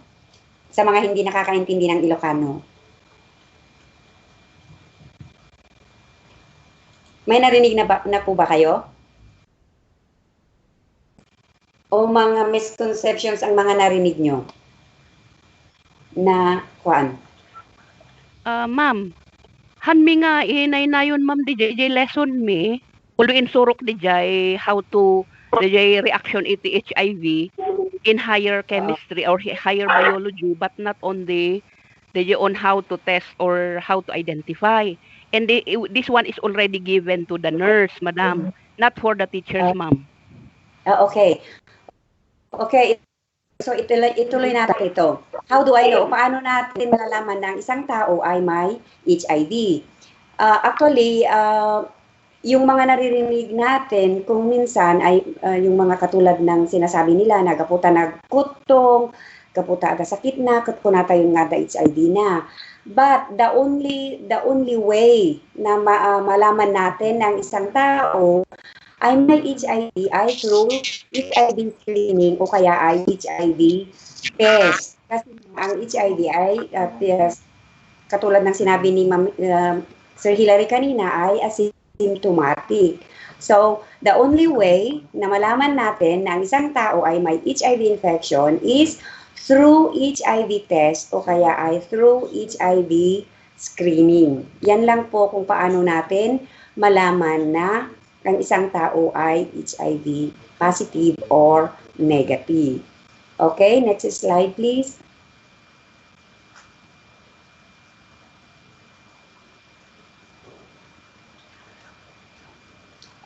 Next slide please. Okay. Ito, kung gusto nyong magpa-screen o kaya ay magpa-test, these are the following institution na libre po ang screening natin. Dito sa Baguio General Hospital and Medical Center, meron din tayong HIV screening dyan. Dito rin sa Baguio Health Services Office, doon sa Mighty Alonso. At pwede rin dito sa opisina, DOH-CHD CAR, at sa may mga community-based organization din na nag-o-offer ng HIV screening. At saka may mga private hospitals and laboratories. Ang problema nga lang dito sa mga private hospitals and laboratories ay may fee. Hindi ko lang alam kung magkano. Pero dito sa apat, sa BGXMC, sa HSO, DOH, at sa mga community-based ay libre. Pwede rin kayo pumunta sa mga probinsya din. Kung nasa probinsya kayo ay may libre din na HIV screening sa mga RHU ninyo. Mga provincial RHU. Pwede kayong mag-avail dyan na HIV screening. Okay, next slide please. On. Ito, HIV positive people take a long time to become sick with AIDS. During that long period, they look and feel perfectly fine. Unless they get tested, they will not know that they have HIV. Kagaya ng pinakita kanina ulit ni Sir Hilary, yung picture ni ano ba yun, yung singer ng bandang Queen, si Freddie Mercury. 1987 siya na-diagnose na HIV positive. Pero baka hindi lang noon siya na-infect, baka mas maaga pa. And then just after 4 years ay nahulog siya sa condition na AIDS. Kaya siya namatay sa mga AIDS-related infection. Kaya yung mga HIV infected pa lang na hindi pa nahulog sa AIDS ay walang simptomas. Kung minsan yung tao mismo ay hindi niya alam na siya ay HIV positive unless na magpa-test. Kaya the only way is to have HIV screening para malaman natin kung tayo ay may HIV infection. Okay, next slide please.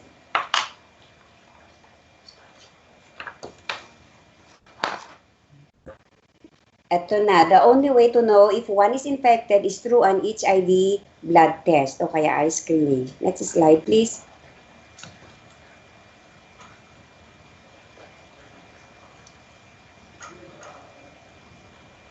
Next slide, please, sir.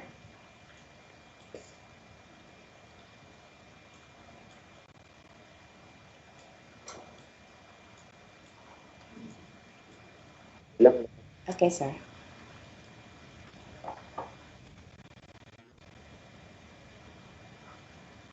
Okay. Ito yung mga iba't ibang uri ng misconceptions na palagi nating naririnig na hindi naman totoo.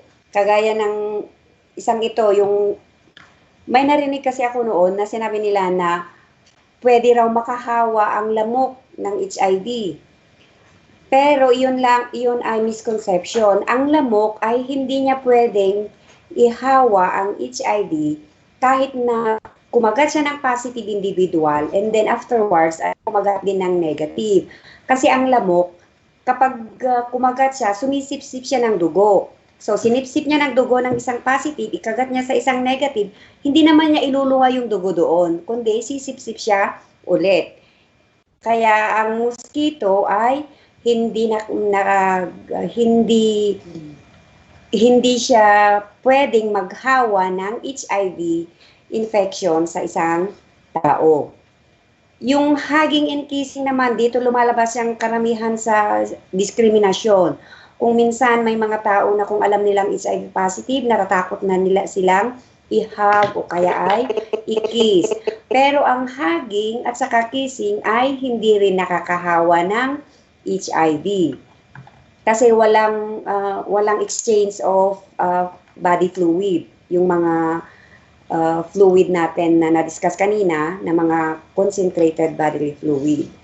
So, hugging and kissing, huwag tayong matakot na i-kiss o kaya i-hug ang mga kilala natin na HIV positive kasi hindi yan nakakahawa. Okay, marami pa. Next, please. Hello ma'am, paano nga yung lips to lips na kissing? Yung lips to lips na kissing din, depende. Kasi nga sabi nila, iba yung casual kiss at saka yung kiss na tinatawag nilang bagang to bagang. O kaya yung yung kapag lips to lips, yung isang positive individual at saka isang negative, kung wala naman sa kanila, lalo na yung negative one, kung walang sore ang kanyang lips o kaya walang sugat, ay hindi nakakahawa.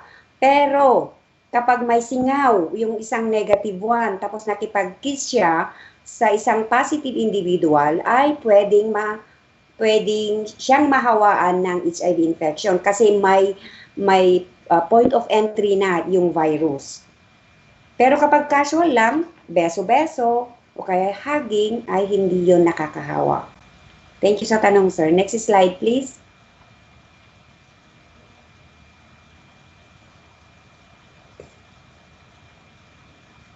Okay, ito rin, yung holding hands. Kung minsan, may mga tao na pasmado, palagi very sweaty ang kanyang mga palad, basang-basa, hindi rin yan nakakahawa. Kahit na makipag-shake hands tayo, makipag-holding hands tayo sa isang tao na nalingling at itiiman na ay hindi yan nakakahawa ng HIV infection kasi wala sa sweat ang virus. And then another one is yung sharing of food utensils. Marami akong kilala na HIV positive na dinidiscriminate nila by separating food utensils ng kanilang mga kilalang may HIV sa takot na mahawaan sila. Pero misconception yung mga iyon, yung mga naririnig nila na pwede tayong mahawaan, so sharing of food utensils. Pero hindi nakakahawa yun kasi wala namang exchange of fluid ulit doon, yung pag-share ng food utensils. Okay, next please. Kung may mga tanong kayo sir, mga sir, tanong nyo lang. Okay, next slide. Okay. Ito yung tinatawag nating ABCDE of prevention. Kaya namin ginawa ABCDE para madaling maintindihan o kaya madaling memorize lalo na yung mga kabataan natin, which is our key population. Letter A ay abstinence. Do not have sex. In the case of adolescents, delay sex with health. Yung tinatawag namin ayoko muna. Yan ang pinaka-effective na mai-prevent natin ang transfer ng HIV infection, yung abstinence. Yung walang, pero naniniwala ba kayo na maano natin tong abstinence? Lalo na ngayon na very active ang mga kabataan natin sa sex. Kaya namin inilagay dito na ayoko muna kasi parang napaka-imposible yung abstinence. Pero that is the most effective one. Pero kung hindi natin kaya na mag-abstain from sex, kasi nga sabi nila, sex is a biological needs, ay pupunta tayo sa letter B, yung be monogamous. Have one sexual partner. Kailangan ikaw lang at para at least alam mo na ang kanyang HIV status, alam niya ang iyong HIV status, walang infection na magaganap. And then letter C, correct and consistent use of condom. Yan, palagi namin inaano yung condom kasi ang condom is the safest na gagamitin natin for protection against STI, HIV, and AIDS. Kaya palaging gumamit ng condom kapag ikaw ay sexually active para may prevent natin ang transmission ng HIV infection. And then yung letter B, ayun, palagi namin sinasabi sa mga kabataan natin, do not use drugs or never ever use drugs.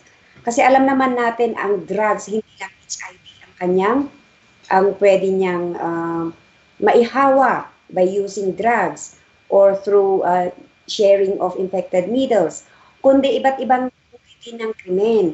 Diba alam natin na yung mga rape, mga murders, kung minsan ay yan ang number one rason ng mga salarin na sabi nila ay they are taking of drugs. Kaya never ever use or inject drugs. And then, yung letter E natin ay education and early detection. Ito ang ginagawa namin dito sa DOH. Itong HIV and AIDS awareness campaign natin. Para at least malaman natin yung kung paano na itatransmit ang HIV, kung paano natin iwasan, kung paano natin maiwasan din yung mga discrimination dahil sa mga misconceptions na mga naririnig natin. So, para madaling tandaan ang prevention ng HIV infection, ito ang maibigay namin yung A, B, C, D, E para madaling ma-memorize. Yung abstinence, be monogamous, correct and consistent use of condom, do not inject drugs or use drugs, and education. Early detection, it leads to early treatment. Okay, next slide, please. Okay. Ito naman, may tanong tayo dito sa ating sarili. Tatanungin natin ang ating sagutin natin ito sa ating mga sarili. Itong 4 na tanong na babasahin ko. do I engage in unprotected sex relationship with more than one partner? Yes or no lang ang sagot niyan. And then number 2, does my partner have any other sexual partners? Tanungin din natin yan, sagutin natin yan sa ating sarili ng yes or no. Another question is, do I or my partner have signs or symptoms referring to possible STI? May mga naranasan tayo na mga sintomas. Kaya ay ang ating partner na yung katulad ng mga nabanggit na sexually transmitted infection. Yes or no lang ang sagot dyan sa ating sarili. And then yung last question, yung pang-apat is, do I or my partner use drugs and share injection equipment? Yes or no din. Kapag sa apat na tanong na ito ay may naisagot kang yes, kahit isa lang sa mga question na ito, then you might have a risk of getting HIV or STI. So, kapag may sagot kang yes sa mga tanong na ito, then you might as well go to a health facility for proper diagnosis, treatment, or referral. Baka may STI ka o kaya ay may HIV infection. Alright, next slide please. Ito naman ay itong basketball superstar. Ito ay HIV positive. He was bold enough to disclose his HIV status. Okay, next slide please. Princess Diana. HIV does not make people dangerous to know, so you can shake their hands and give them a hug. Heaven knows they need it. Ang advocacy ni Princess Diana ay stigma and discrimination. Next slide, please. Si Kofi Annan, another slide, please. Next.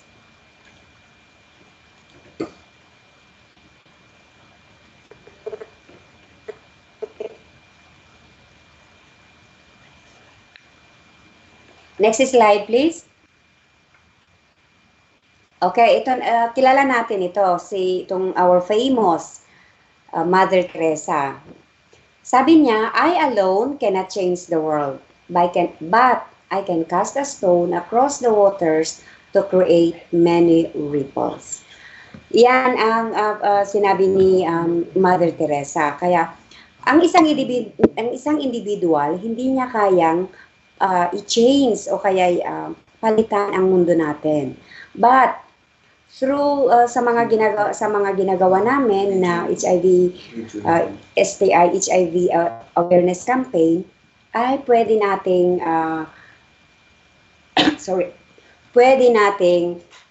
mabawasan o kaya ay maiwasan ang pagkalat ng HIV infection dito sa ating lugar o kaya sa ating mundo. Kaya nga sabi ni Mother Teresa, kapag ikinas natin kasi ang stone sa isang very calm water, ay nagki-create siya ng mga ripples. So that means yung ripples na yon ay ang ating community. And the stone is the education that we receive or that we, yung kinakalat natin, yung campaign natin. So let's hand in hand tayo lahat, hindi lang dito sa DOH. Nakikiusap kami sa mga viewers natin na sana hindi lang manggagaling dito sa DOH ang mga informations with regards to HIV and AIDS para maiwasan o kaya man ay mabawasan ang pagkalat ng virus na ito. Kasi nga sabi natin, wala pang cure ang virus na ito. So, kailangan natin na bawasan kasi nga nakakatakot na ngayon ang mga infection natin dito sa mundo, dito sa Pilipinas at saka particularly dito sa Cordillera. Okay, dito nagtatapos ang ating lecture. Maraming salamat sa inyong pagsali. And then ibabalik ko ang kwan kay Sir Hilary. Thank you so much, Sir Hilary and Ma'am June, for the very informative and interactive sharing on health concerns. At most, with your sharing po, we were enlightened. We were given an idea by those data, the data that you have shown a while ago, and from the first slide until the last slide. It will at most help us a lot as we deal with the learners. And as you have said nga, there are already junior high school and senior high school cases na natin. Yes, ma'am. So, thank you din po sa pag-invite sa atin. So, ma'am, kung may gusto po kayong or sa inyo, sa mga others na provinces natin, kung gusto niyo pong invite kami na magiging speaker po ay pwede naman kayong mag-invite at magsulat na lang po kayo sa ating office or tawag ito. I-like page na lang itong last slide natin na ito po yung pan po natin ang yung page po ng Regional HIV and AIDS Community Mobilizer at andito po lahat ng mga activities or kung paano kayo mag-book. Just click po yung event then magkukon po yung mag-book now yung lalabas doon kung gusto niyo gather ng activity at kung kailangan yung mga speakers katulad po namin, ma'am. Okay, yes, sir. Thank you so much for at least our participants were informed that you are very willing to help us for the information dissemination and our advocacy sa mga learners natin. So from the participants, we are given or you are given 5 minutes for the question and answer. So if you have some queries, Sir Hilary is ever ready to answer your questions. You may click the raise hand button to be recognized. Yes po, ma'am. Thank you po.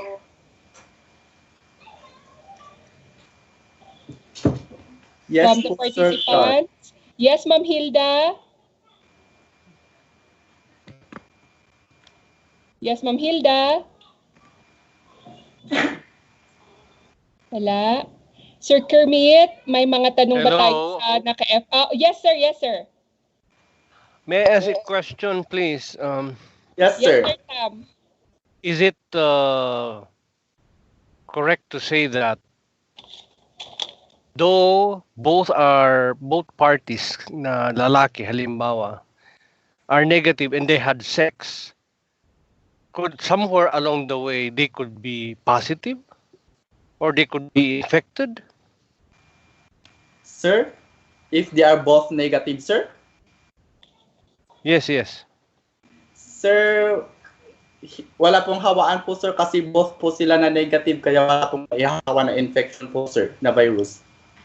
Unless po gumamit po sila ng tawag to. Halimbawa, they are both negative, sir, inya.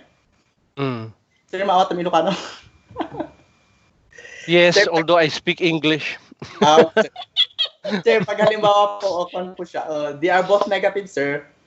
Tapos, baka naman po may other activity sila, halimbawa po sa drugs. Pwede rin naman. Tapos, yung mga ibang kwan po, halimbawa may kasama sila sa other kwan na yun, tapos nag-sex po sila, halimbawa regarding po sa sex, pero nag-comment po sila doon sa activity regarding sa drugs na injectable, pwede rin po nila makuha yung virus po doon, sir. Hindi lang po sa true sexual contact po. Okay, thank you. Welcome po, sir. Okay, thank yes, you, Ma'am Agnes. Are there more questions? Ma'am Agnes ata nag-raise hand. Ma'am Agnes? Yes, Ma'am Agnes? Sir Kermit, baka may nag-question dyan sa natin, sa FB or sa YouTube.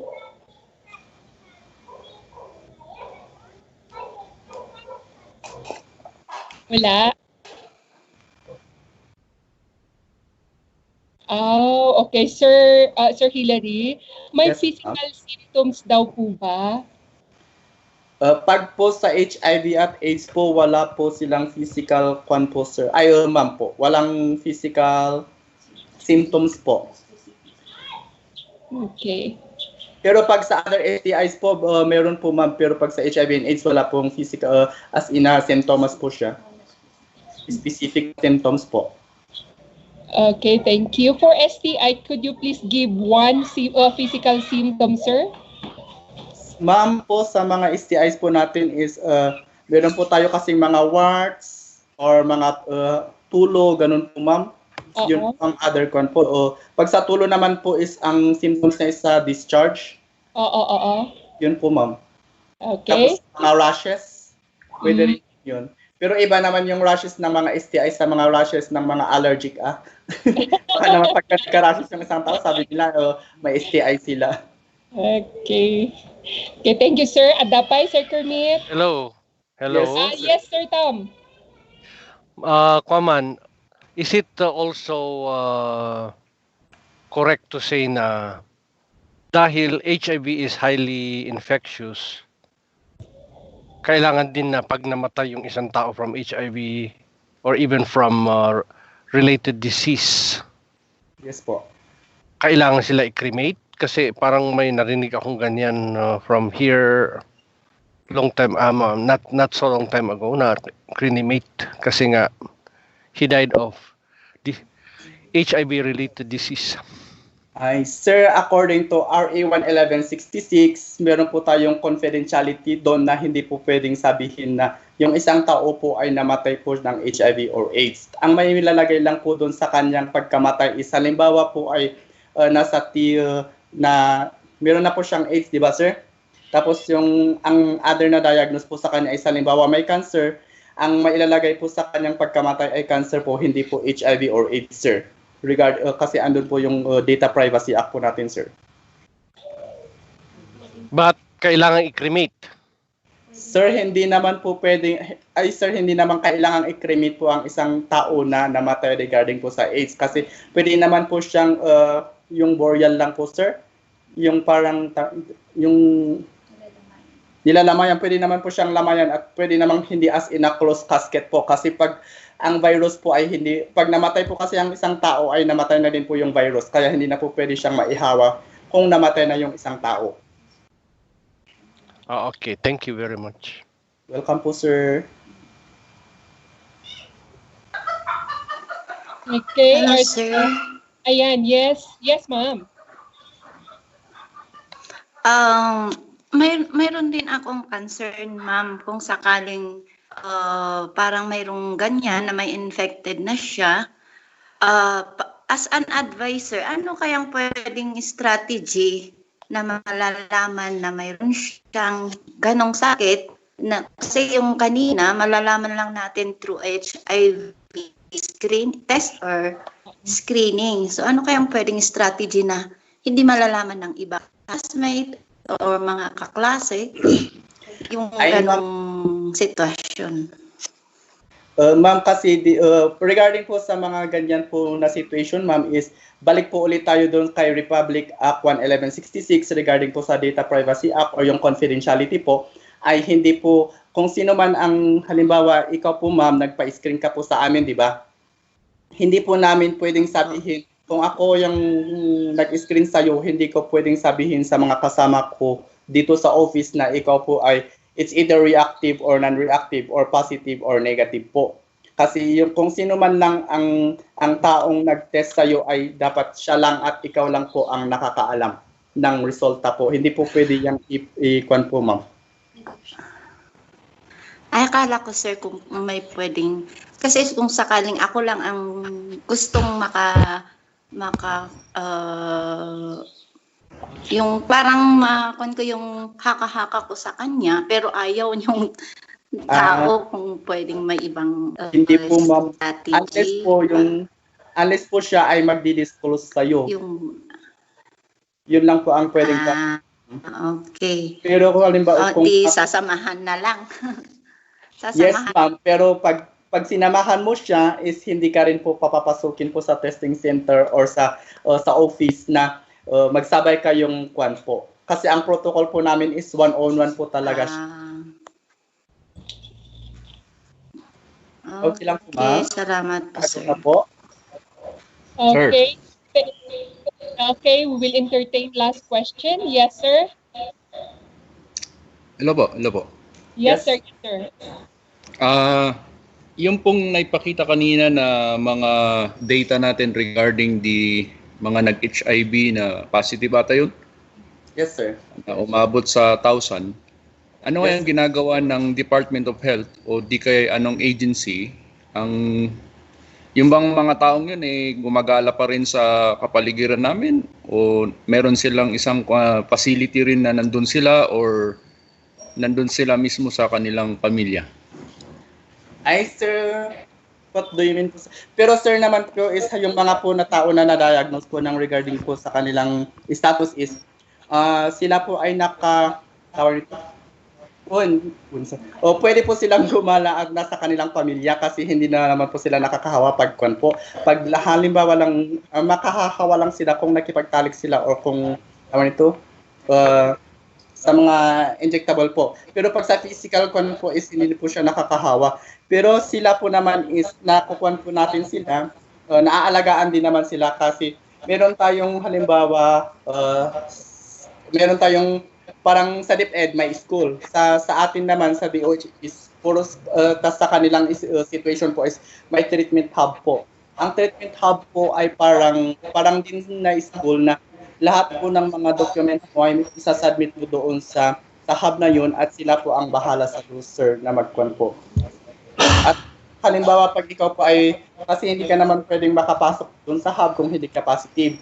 Kaya pag positive po ang isang tao ay doon po sila na i-enroll at lahat po ng kailangan nila ay doon din sa hub nila kukunin ang kanilang kailangan po, sir. At libre din po yun, sir. Ay bibigay po ng ating government. See, so well budgeted din po yung mga nagkaka-positive po, sir. Parang may budget po sila ng gobyerno. Yes, sir. May PhilHealth pa sila, sir. Tapos may quarterly allowance na bibinigay po ng DSWD na 5,000 po. Okay.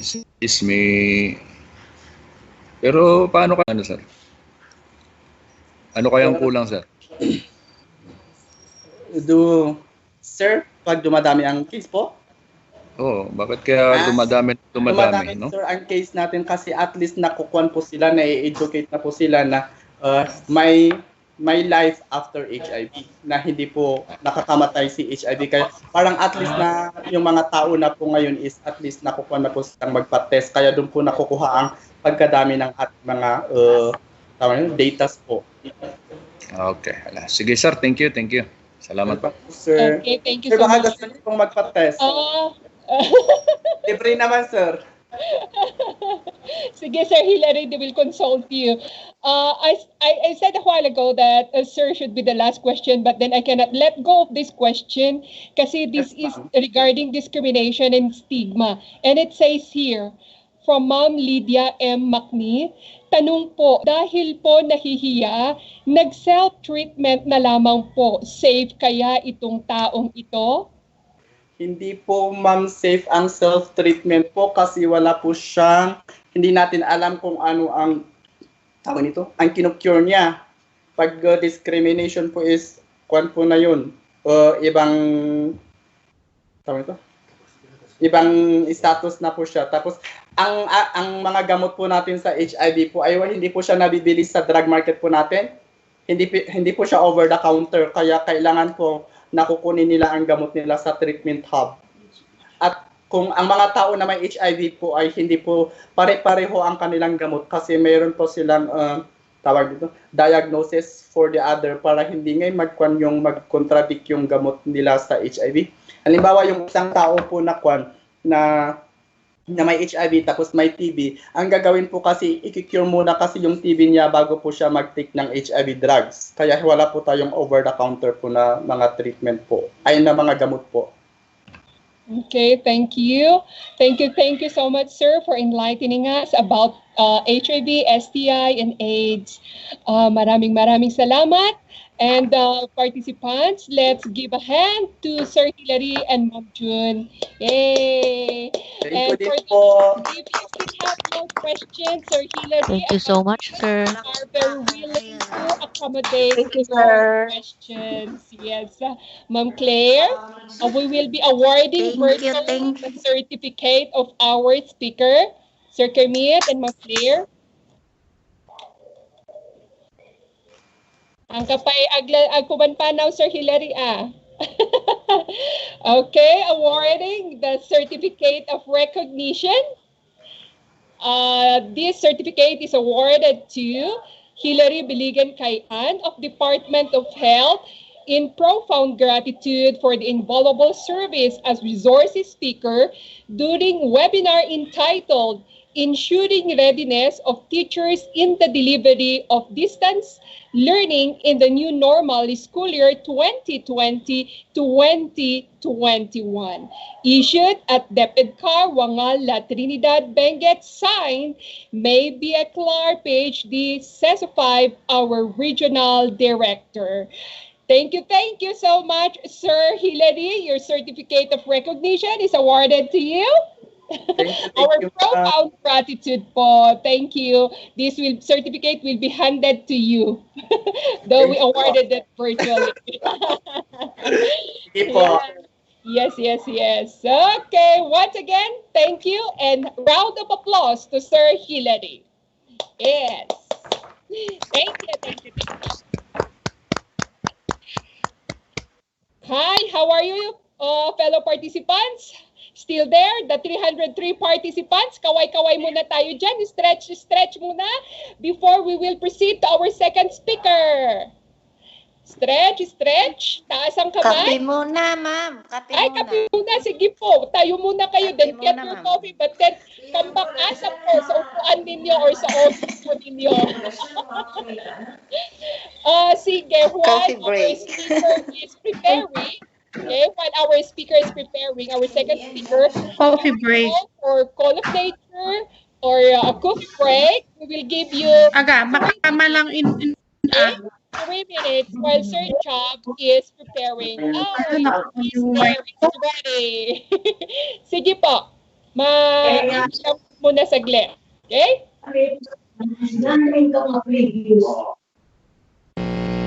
Mic test.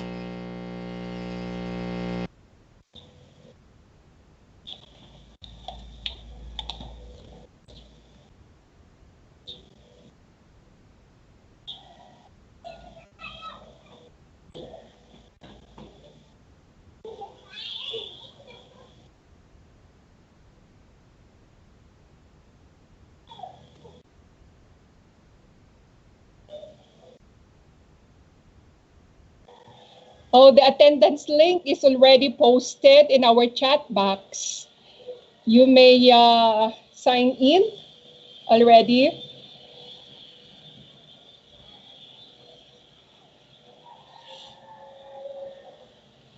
From Ma'am Linda Macni, thanks po sa sagot. Thank you rin po, Ma'am Lydia.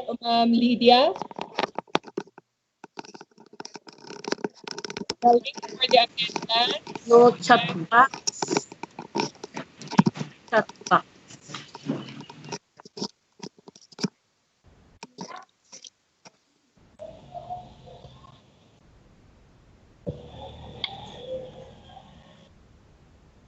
Okay, thank you, Sir Kermit. So there are options aside from the link posted in our chat box, meron pa po yung sinabi ni Sir Kermit.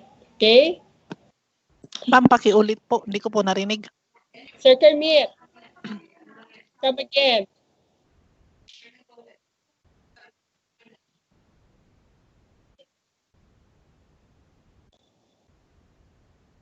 Okay po.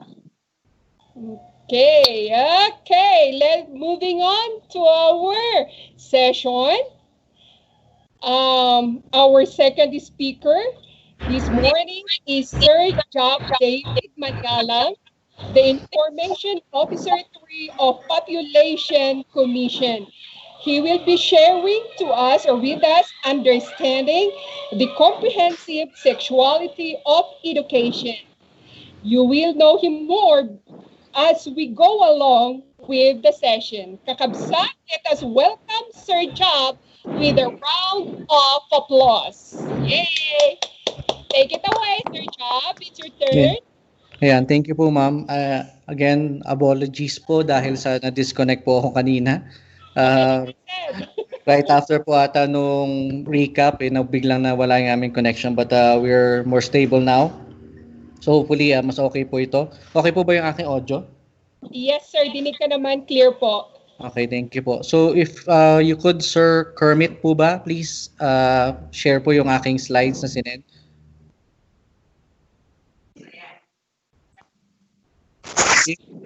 For this session po, if you have any questions, nakikita ko naman po yung ating chat. So you can just maybe post it there para makita ko kagad. Yun nga lang hindi ko nakikita yung nasa Facebook. I think we are naka-Facebook live right now. So hopefully meron din mag-feedback po ng questions from there. So what I will be discussing right now po is yung amin pong sexually healthy and personally empowered adolescents module o yung Shape Adolescence. So in the process po nung aming pagpo-produce nitong Shape, it was actually one of the main references doon sa bubuo ng ating comprehensive sexuality education curriculum sa DepEd kasi po member naman po ng ating national board of commissioners ang DepEd, kaya meron pong inputs ang POPCOM dun sa ating CSE, and sabi ko nga po most of the topics yung modules used for the CSE are actually coming from aming SHAPE module. So SHAPE yung aming acronym for this, so sexually healthy and personally empowered adolescent. So next slide please. As a background lang po on the condition ng ating adolescents. Sige po, next lang po. Next lang po, Sir Kermit. May konting delay lang po tayo. Ayan po. So when we say adolescence lang po, this is basically the period when boys and girls undergo enormous physical and psychological changes to become adults. Napaka-special po ng period ng adolescence dahil ito po yung time kung saan, sabi nga natin, it's a transition. Yung ating pong mga learners, around the ages of 10 to 18, sila po ay nag-go through yung adolescent period o yung puberty period na kung saan hindi na natin sila pwedeng itrato as children, pero hindi pa rin natin sila pwedeng i-treat as adults. So, super complicated po itong period na to as per their learning. Kaya maganda po sana na within the confines of our schools ay meron tayong some form of module that can help us adjust doon sa changes ng ating po mga learners and help them go through this transition. So, next please. So, when we talk about SHAPE, we always start with sexual and reproductive health of today's adolescents. So, we have a few data for us to share, and I think some of it has already been updated by Sir Hilary and Ma'am June sa HIV section ng DOH. So, we'll show you some data that we have regarding sexual and reproductive health of adolescents. So, next please. We start off. Next please, sir.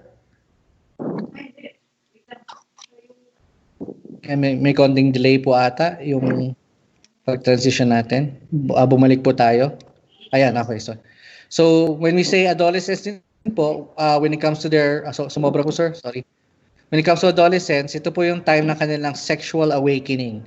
So madalas po ito yung time kung saan they have sexual exploration and expression. So habang nagbabago yung kanilang katawan as they mature and change, they have an interest in sex. Kung saan ito yung sinasabi nating pag-umpisa ng wet dreams, yung pag-umpisa ng erection, pag-umpisa ng menstruation. These are all just signs of the changing bodies and their changing sexual reproductive system. So, ang problema po dito, this is also the time that they begin sexual relations madalas. So, based on the data that we have, yung malaking problema natin when it comes to sex is that yung ating adolescents who engage in first sexual experiences usually is unprotected. And yung mga problems that come out of this, of course, would be unwanted early pregnancy and STIs and yung dinidiscuss natin HIV. So here are some data that we have regarding yung mga issues po na ito. Next, please. So in 2013, the UP Population Institute conducted the young adult sexuality and fertility study kung saan they surveyed more than I think 17,000 or 19,000 adolescents in the country, and we had to check kung ano yung kanilang sexual and reproductive status. So based on that, ang nakita natin from the last survey, which was in 2002, and it was also the most recent survey in 2013, nag-double yung ating early unwanted pregnancy. So makita niyo sa graph po na yan. So from 2002 and after just around 11 years or 10 years at most, nagbago yung pregnancy status natin when it comes to adolescents, dumoble po. Next please. So, the good thing about yung ating pag-react doon sa pag-increase ng adolescent pregnancy or teen pregnancy is that in 2017, nung kinonduct naman natin yung NDHS, yung National Demographic Health Survey, nakita natin na bumaba yung teenage pregnancy. Kung kayo po ay nakadikit sa mga balitang lumitaw noon, noong 2013, ano po yung prevailing na news natin regarding sa Cordillera and teen pregnancy? Mayroon po ba nakakaalam? Pwede niyo pong sabihin sa chat kung sakali. That we are number 1? Yes, tama po yun. Sino po yun, sir? Sorry, hindi ko nakikita sino nagsasalita. Yes, in 2013, the Cordilleras was actually number 1 when it comes to teen pregnancy. Yung ating rate at that time was 18.4% ng ating adolescents age 15 to 19 were actually already experiencing pregnancy or had already delivered the baby.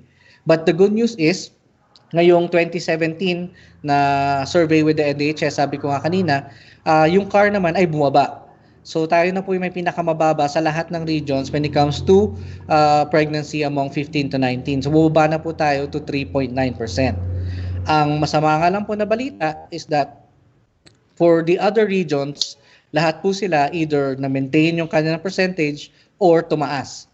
So meaning yung ating problema po ng teen pregnancy, although sabihin na natin it might be better dito sa CAR, almost all other areas in the country, the problem still remains or is worse para sa atin po. And ang nakikita po natin dito talaga na pinakamalaking source is itong ating pong engagement in premarital sex ng ating pong mga kabataan. So makikita po natin na tumaas ng by around 9% yung percentage of adolescents na age 10 to 19 who have engaged premarital sex in 2013.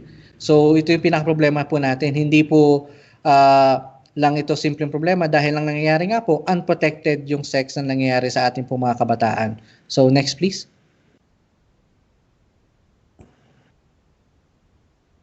Okay, bear with lang po yung delay natin. Next please. Ayan. So, ang problema po when it comes to yung first sexual contact ng ating mga kabataan is that at the time that they will be in the moment na sila ay would be practicing your first sexual experience, madalas po sila po ay nagkukulang sa information about sexuality and reproduction. Sa tingin po ninyo, ano ang pinakabatang age kung saan nag-engage ng sex yung ating po mga kabataan as per our knowledge? Can you give me an age number po? 12? 12, okay. Meron po ba? Actually, it's lower. 11. 9. 9, yes. That's correct po. Exactly 9. Yung po yung earliest natin or youngest recorded na pregnancy among our, children pa po yun eh. Kung tutusin, it's still a child. So 9 years old po yung recorded natin na youngest pregnancy. So paano nga po nangyayari pregnancy? It's always a sexual encounter. So it might not be consensual. Mayroong mga ganong klaseng scenario kung saan it might be rape, it might be some form of sexual harassment na nangyari. But then the youngest recorded that we have is 9. So we know at least na yung ating sexual activity among teens is actually getting younger. So with that po, with the lack of information about their sexuality, about their reproductive health, and all that, of course, meron pong lack information how to protect themselves regarding pregnancy, sexually transmitted infections, and HIV. So next, please. Next po. Okay, so medyo na-discuss na ito kanina ni Sir Hilary at ni Ma'am June. So mga problema natin when it comes to HIV and AIDS is that as long as we go along yung ating pong years reporting itong HIV and AIDS, yung pinakamaraming cases are actually getting younger. So yung last po na report na nilabas ni DOH, yung ating pong youngest or yung pinakamalaking percentage of HIV cases are actually within the ages of 20 to 24. So nakadikit na po yan dun sa ating pong mga adolescents kasi 19 yung ating last age of adolescence. So kung 20 to 24 na po yung mga natetest natin more with HIV, then probably some of them actually got it before they reach the age of 20. So the other problem that we have, yung nabanggit din ni Sir Hilary kanina, is yung mas mataas na percentage are actually young males who have sex with other males. So, homosexual yung ating pong relationships when it comes to this. And then, andyan pa rin po yung issues ng young sex workers and then, of course, yung young persons who inject drugs. And most of this are yung sources natin ng HIV and AIDS. So, next please. Mas updated yung data ni Sir Hillary po kanina. So, at least meron tayong better information on HIV and AIDS. So, on sexual violence naman po, ito pa yung isang naging problema natin. When it comes to teen moms or teenage mothers, ang nangyayari po is they lack the power, the confidence, and the skills to refuse to have sex. Kapag nag-umpisa na pong magsama, yung batang lalaki or yung ating teenage father and teenage mother, madalas po ay nagkakaproblema sila when it comes to sexual violence. So, dahil nga maraming stress involved, yung kanilang mental health is compromised dahil sa early pregnancy, yung early parenthood na nangyayari, madalas ito po ay nagre-reflect sa relationship na nagkakaroon sila. Kaya, ang isa pang emerging issue when it comes to teen pregnancy is repeated teen pregnancy. So, rather than sa stop na doon sa una nilang baby, ang nangyari po kapag ang isang batang babae ay nabuntis at around age 17, it's actually assured na by age 19, meron na siyang second baby. Ganun po yung ating nararanasan. So bukod dun sa sexual violence, meron din pong physical violence na naranasan dahil nga sa conditions ng early parenthood ng ating pong mga kabataan. Next please.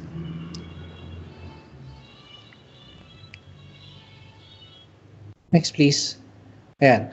So, ito naman po yung data coming again from the same source na pinakita ko kanina, yung reasons for having sex for among our adolescents. Makita po natin na yung may gusto talaga, of course, we would expect it, is actually yung ating men. So, makita natin almost half ng men, young men, who have engaged in sex for the first time actually wanted it to happen for the first time. And then for women naman, it's only 1/3 ng mga babae ang actually ginusto na mangyari yung kanilang first time.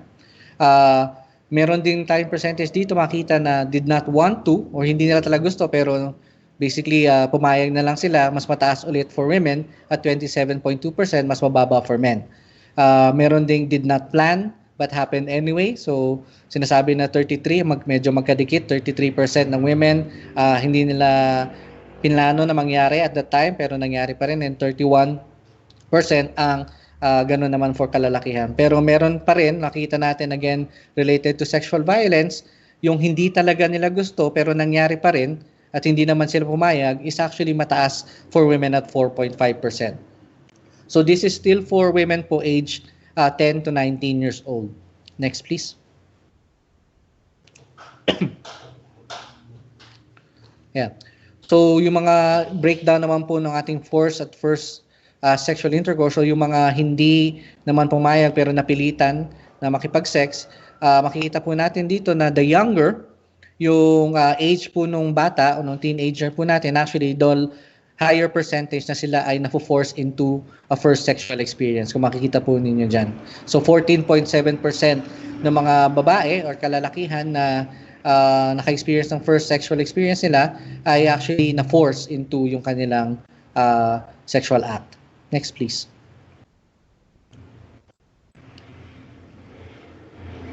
Next, please. Yan.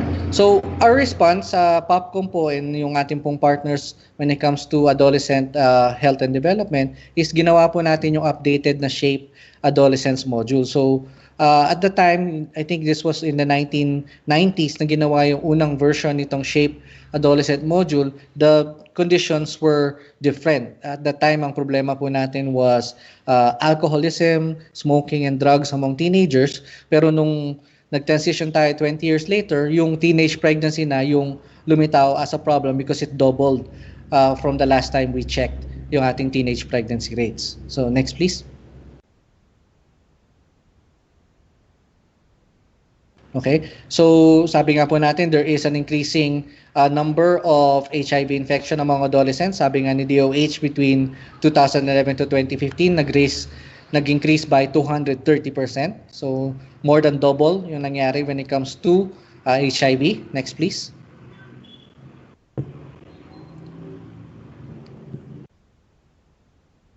Next please. Yan. And also yung changing po natin na information age, malaman po naman natin na sa ngayon yung ating mga kabataan are more inclined to be online, to access information online. Kaya we need to change yung ating pong modules to adjust dun sa kanilang conditions. So at least yung additional issues they might experience when it comes to using cell phones, using the internet, at yung kanilang changing social networks at kanilang systems, we have to address that with the new modules. Next, please.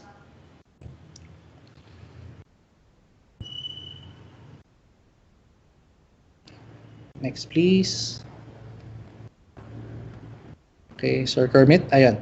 So, with the shape module, one of our aims is actually to develop yung attitude that promotes respect for fellow human beings. So, doon po tayo nagsa-start when it comes to discussing yung sexual health ng ating po kabataan. So, regardless of size, shape, color, social status, religion, culture, sexuality, and gender identity, as long as it is within the context of significant factors that affect their growth and development, there should be respect along all those lines po. Next, please.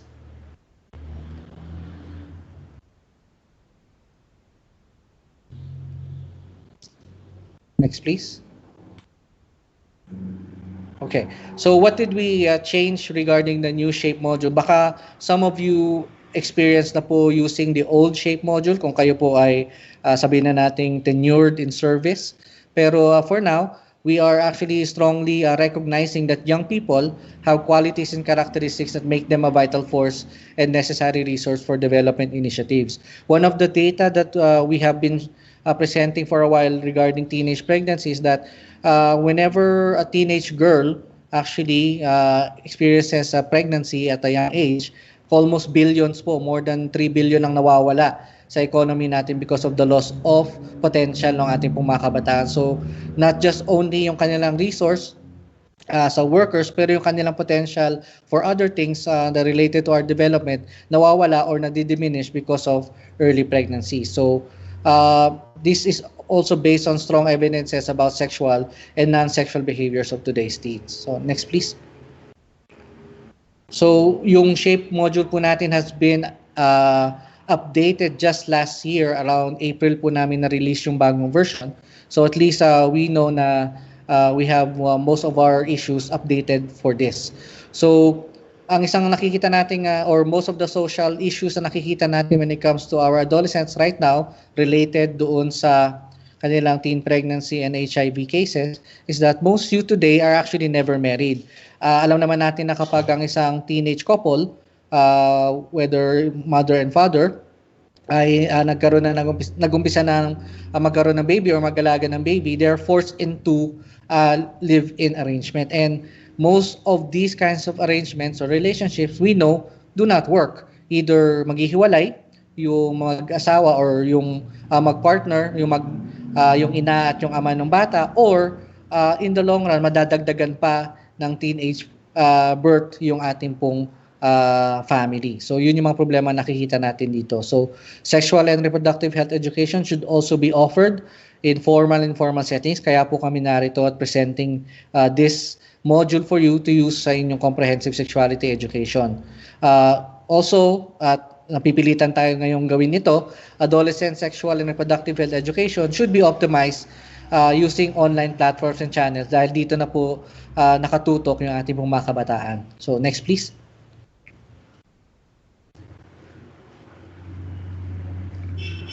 So when it comes to health and lifestyle ng ating pong mga kabataan, boys and girls are usually more conscious of their body image than their nutrition and health. Lumilitaw po yan sa ating studies. So young people also always consider themselves in good health condition. Kaya most of our teens do not go for health checkups or health physical condition checkups when it comes to their health kasi akala nila hindi sila nagkakasakit. We're seeing that the typical diet ng isang Filipino or young Filipino right now includes only instant noodles, chips, inihaw, street food, and carbonated drinks. So none of these at all are healthy. Yes po, ano po nangyari sa slide ko? Sorry po, nawala po yung slide ko. Ayan. So nakita rin po natin sa study na yon na yung concerns for health ng ating pong mga kabataan ay masyado mababa. So there is also a need to to address yung kanilang health nutrition as part of their development. Sir Kermit, ano po nangyari? Wait lang po, sir. Okay, May sige. nag-present live ba? Okay. Si Ma'am Ma'am Lorlinda. Ma'am Tugawen po. Ayan po. Okay, thank you. And so, although we see na many of our adolescents are actually physically active, only about 2 in 3 of them actually engage in physical exercise. And sabi nila at least 67% do it at least twice a week. Pero kung minsan itong physical exercise, probably ito yung mga PE nila sa school, basketball with their friends or volleyball with their friends at iba pang exercise, but not really intended for them to be physically healthy. Next, please.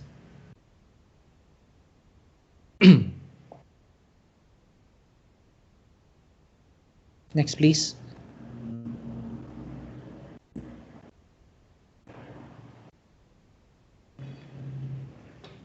Ano po nangyari, Sir Kermit? Ayan. So when it comes to non-sexual risk behaviors naman po, binabalikan pa rin natin yung issues ng smoking, drinking, and drug use among teens. Pero at the time that we were surveying them, actually bumaba na yung smoking, drinking, and drug use almost by half, all of them. So as much as bumaba siya, at the time yun, this is still a concern kasi it is a precursor to risky sexual behavior among adolescents. Yung pagtambay with alcohol and drug use, of course, leads to very bad decision making among teens.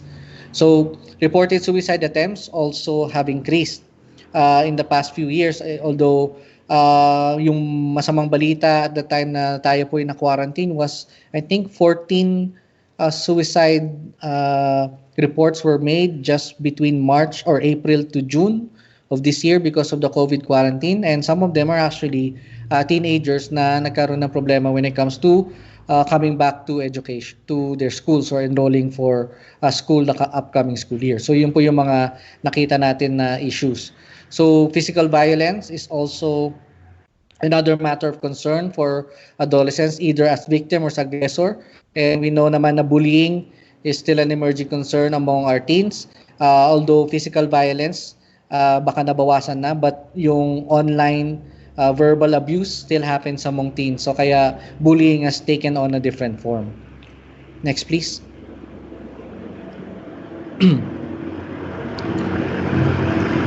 Ayan po. So as per reports among 15 to 19 years olds, of course, yung kanilang target ng physical aggression are usually classmates and friends. And itong physical aggressions usually are rooted in mental health concerns, also yung conditions nila when it comes to their households. Kaya medyo malaking bagay na ina-address din po natin yung mga concerns na yun regarding that. So right now, tumataas na yung cyber technology harassment, pero we need to make sure na meron tayong data regarding this kasi mahirap ito talagang i-monitor. Next, please.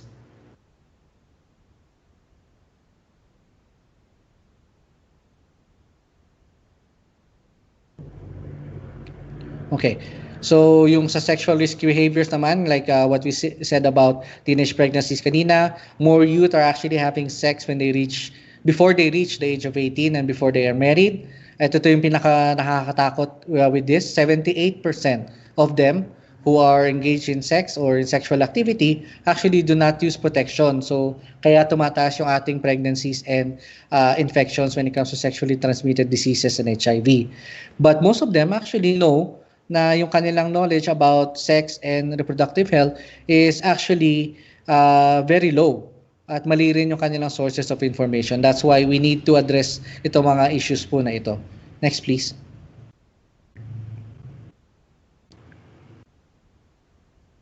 So commercial sex is also another concern. I don't know kung you've been aware of some issues on commercial sex online dahil nga sa need for equipment or hardware for online classes. Mayroong mga nababalita but we don't know the exact volume or data we have on this, but it does change. Nagbago na siya through online commercial sexual activities. So casual sex is more prevalent among males than females. So inaakala natin na most of our females are actually engaged in sex than males dito sa Cordillera, but ang nangyayari is that in most of the conditions, yung among males is a higher sexual activity. So non-romantic or casual sex is also more common among males. Sabi nga natin maraming sexual partners yung ating mga males than the females. Next please.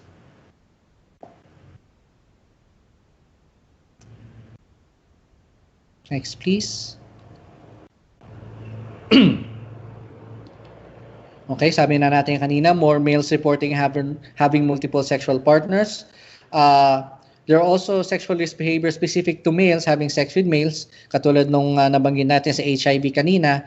And a lot of the sexual activities na nangyari ngayon are technologically mediated. Ibig sabihin, they set up yung kanilang sexual activity through chat or through meetups after chatting. So marami diyang mga websites like even in Facebook lang mismo or chat websites that actually are nagiging channels for sexual activities among our adolescents. So ito yung mga hindi nababantayan ng ating parents when it comes to adolescents who are at home.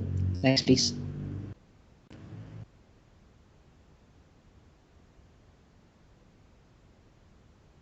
Okay. So again, ito yung nire-report natin kanina. Nagdoble yung teenage pregnancy. Teenage mothers are in a living-in arrangement. And these teenage mothers madalas never marry or naghihiwalay with their original partner when it comes to their baby. And most teenage mothers are high school undergraduates and graduates. So hindi na sila nagtutuloy when it comes to tertiary because of the burden of having to be a teenage mother at their point in time. Next, please.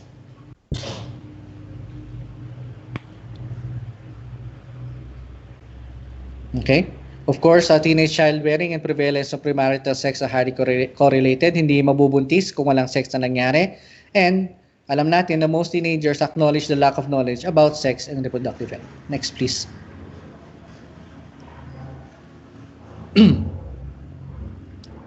Okay.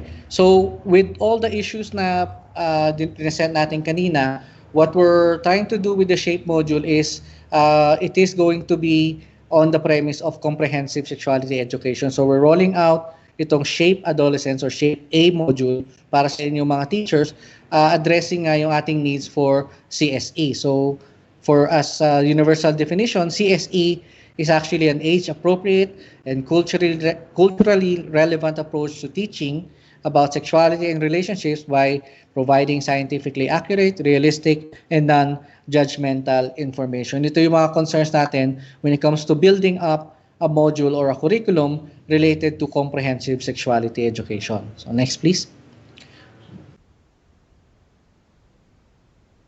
Next, please. Okay. So yung ating pong CSE is always based on core principles. So there's of course respect for human rights and diversity with sexuality education or reproductive health as affirmed as a right. We want to build up critical thinking skills. So among our young people, they should be participative in decision making and strengthening their capacities for citizenship. We should also foster norms and attitude that promote gender equality and inclusion. So lahat ng ito are incorporated sa ating SHAPE module as part of its core principles. Next please, meron pa po ata. Yan. So we also need to address vulnerabilities and exclusion. Alam naman po natin na a lot of our teenagers feel excluded, they feel left out. Lalo na sa mga nangyayari ngayon when it comes to COVID-19, yung quarantine and all that, marami ang nahiwalay from their usual life or their regular life. Kaya nagkakaroon ng feelings ng ganito.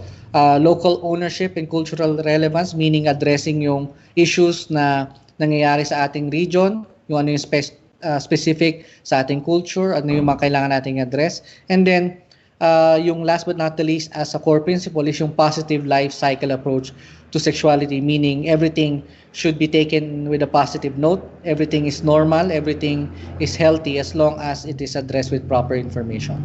So next, please.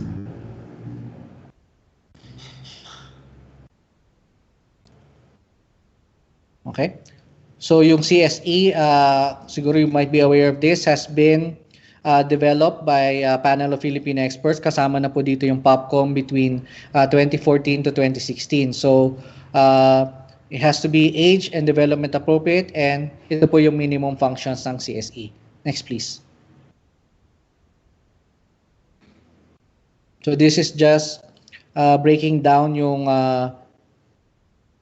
yung mga ideas provided for in CSE. So it has accurate information about topics that stir the curiosity of children. Alam naman po natin that when we start to talk about reproductive health, about sex, sexuality, and all that, ito yung mga topics na kadalasang kinikilig yung ating pong mga kabataan. So we're providing accurate information at topics that actually are very interesting to our children. So we also add in yung values, attitudes, and norms that are more positive concerning sexual and social relationships. Next, please.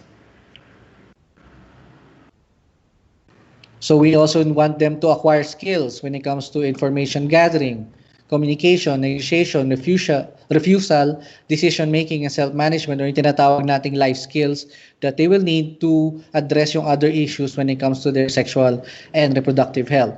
And also, we want to encourage yung children and young people to assume responsibility for their own behavior and respect the rights of others. Kasi ito na po talaga yung point kung saan we cannot treat them as children, but they are not yet adults. So yung idea of responsibility over themselves should start at this stage.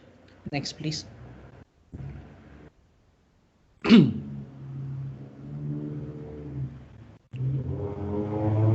Next, please. Okay. So for an effective CSE program, we need to include po yung knowledge of sexual issues. Kaya po it is regularly updated, such as sexual abuse, coercion, HIV and other STIs, pregnancy and methods of prevention. We also need to show them information on prevention of risks, personal values about sexual activity and abstinence, and then about self-protection, including the use of condoms and contraception. Now, merong hesitance ang ating mga teachers when it comes to teaching about protection regarding risk of early sexual activity, but you have to know na sa RPRH law po natin, you can present information on contraceptive methods, pero the service is still has to be accessed with parental consent. So yun lang po yung kailangan yung tandaan. So as long as it's proper information regarding protection regarding HIV, STIs, and pregnancy, only information is allowed, but service has to go through parental consent. Next, please.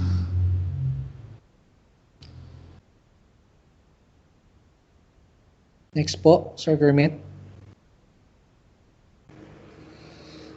Okay, so we also need to add in perceptions of peer norms, especially about sexual activity, condoms, and contraception. They have to be self-efficient regarding avoiding unwanted sexual attention, refusing sexual intercourse, and using protection kung nandoon na sila sa stage that they're already sexually active. And the last that we have here when it comes to CSE is building up communication with parents or other adults that can be trusted, and of course with their potential sexual partners. So communication is one of the important factors when it comes to addressing sexual issues. Next, please. Next po. Okay. So again, the SHAPE module has been updated. It's updated to the evolving capacity of adolescents right now do sa generation na meron po tayo dito. So what we're trying to do is that with the modules or yung ating po mga lectures when it comes to SHAPE A, they're using experiential and interactive learning. So when we go through yung module later, makikita po ninyo na a lot of the activities, a lot of the messaging na gusto namin iparating when it comes to sexual information or sexual and reproductive health information, nakalagay na po siya doon sa ating pong module. So we're trying to at least reach out doon sa ating pong mga kabataan by incorporating their personal experiences when it comes to these issues. Next, please.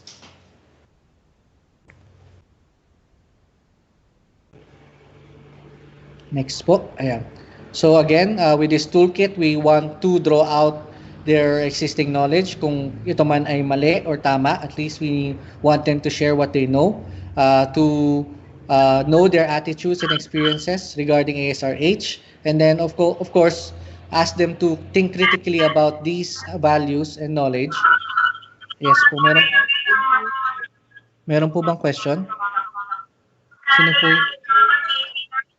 Sige lang sir, just go on. Wala po. Okay. Kala ko po may question. Okay. So we also want to provide accurate facts and information about their physical, psychological, and social changes. So again, we are trying to battle nga po yung lack of knowledge and proper information when it comes to mga bagay na to so that yung ating pong adolescents can make better decisions with this information. Sino po yung mag-mute ng speaker? Sir Thomas? Ako po ba yung nagfi-feedback? Yung nag-feedback, hindi po. Yung ibang kasamahan Okay. dyan na hindi naka-off. Okay po. Kala ko po okay nag-feedback. Sabihin niyo lang din po kung may issue sa aking audio. Thank you. Next please.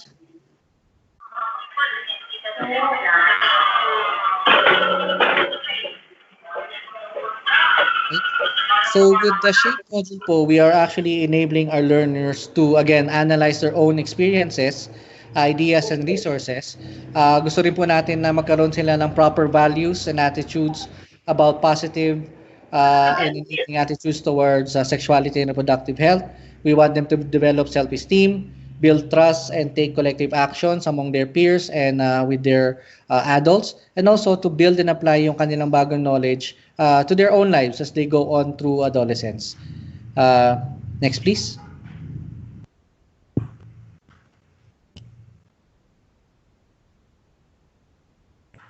Next, please.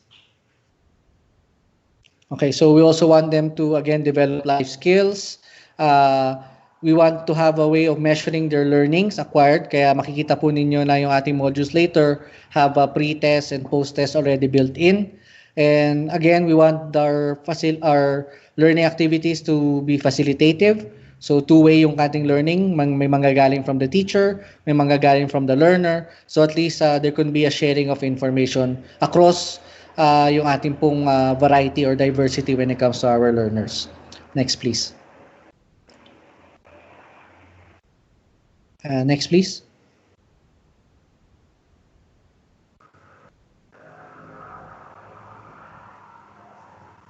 Sir, ayan, okay. So for yung ating pong toolkit, yung ating pong buong shape module is actually made for trainers, facilitators, and service providers. So this includes po kayong mga teachers. So ang ginagawa po natin sana dito is that with the help of the module, meron ng guide kayo mga teachers on how to discuss yung mga issues na previously actually had no resource for you. Kasi ito yung madalas naming narinig once we talk to teachers about what they need when it comes to training. Kulang daw yung materials nila to talk about sex and reproductive health. So with the module, unti-unti natin yung mga discussions and topics regarding adolescent sexuality and reproductive health. So at least hindi biglaan yung transition ng ating po mga teachers to discuss itong pong mga topics po na ito. So next please. Okay, so again, this is a learning structured on yung curriculum po ng ating pong mga DepEd teachers. So contents are based on current realities about lives, situations, challenges, and needs. And each session starts with the learners already knowing and feeling and progressing in an atmosphere of respect and value for one's age, sexual, and gender identity. So yung ating pong module is actually broken down into age groups, into topics na may slow transition into heavier discussions on sexuality and reproductive health. So, kung sakali man po ma-incorporate yung shape module sa inyong curriculum, you will see na merong stages yung pagdi-discuss ng mga issues po na ito. So, next please. Next please. Ayan po. Tayo lang po natin yung next slide. Sir Kermit, okay po ba? Ayan.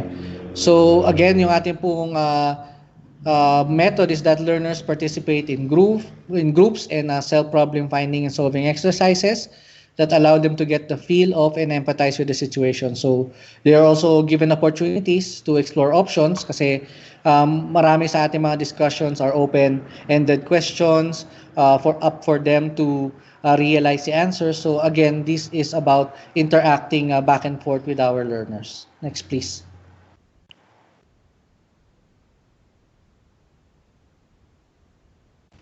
Next, please.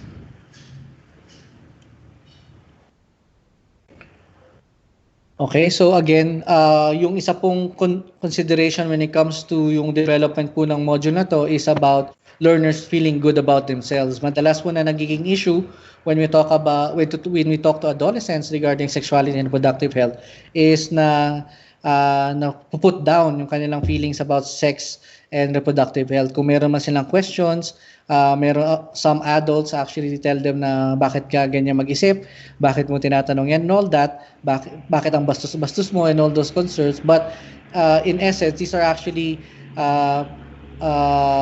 acceptable questions na sana addressed properly. So yung ating Shape A module does that, making them feel positive about yung concerns nila regarding sexual and reproductive health. Next, please.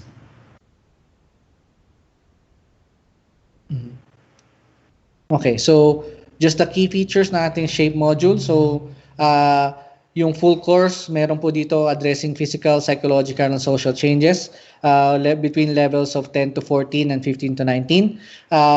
Meron din po ditong 5 interdependent modules. So, 1 preparatory module and 4 core modules. So, we go through that po. Breakdown po natin kung anong itsura ng modules. So module 1 to 4, meron po lahat yan pre-test and post-test exercises. Sabi nga po natin, we were trying to make it easy for our teachers or kung sino man pong gagamit ng Shape to at least make measurement of learning when it comes to using the module. So each session is also made up of an opening activity, a processing guide, key learning points and key messages, and a closing activity. So ayaw na namin sana pahirapan yung ating pong mga teachers when it comes to this. So once they do take yung one module of the Shape, naka-process na po lahat yun into what they need to do.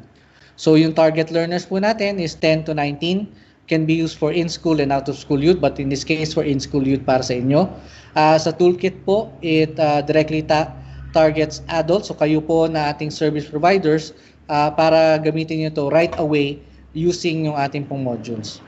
Next, please. Okay, so what we actually want is upon completion of the Shape Adolescent Toolkit, magbabago yung view nila of their sexuality and reproductive health, and they are able to take action to protect and promote themselves from risks related to sexual activity and other risky behaviors. So next please, yung module po natin. Next please. Okay, so preparatory module, basically discussing sexuality and sexual and reproductive health, being a safe, relaxed, and nurturing environment. Through a safe and relaxed, nurturing environment, it requires participants to be self-aware, to understand why they do certain things in certain ways, and at least knowing themselves yung preparatory module. So at least parang build up ito on what they expect when they go through the whole module. Next, please. Just as a random po habang we're going to the next slide, yung if you use the whole module from modules, preparatory module, then module 1 to 4, ng dire-diretso, it actually goes on for 3 days. So yun po ay kapag training ang ginagawa po natin. But if you would look at yung breakdown later, yung each part of the module, meron siyang time period needed for you to facilitate each module. So pwede rin po siyang i-break down into separate lessons. So yung growing up module, yung module 1, physiological and physical changes at puberty po ito. So this is for around younger audiences po. So identification of changes between male and females, growth spurt and sexual maturation and all that. Marami pong scientific information on changes, and accepting itong changes is all built in into module 1. Next please.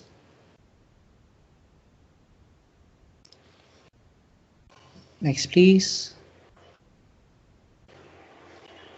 Okay, so module 2 naman po is about changing feelings and expectations. So kung physical naman po yung module 1, this is more about emotional and mental health naman po natin mga kabataan regarding those changes. So a little older when it comes to our adolescents, changes at puberty that are not given attention in sexuality education. So acknowledge and identify yung kanilang different feelings kung nagkakaroon na sila ng changes when it comes to about the opposite sex or the same sex. Nandito po lahat yun nakalagay.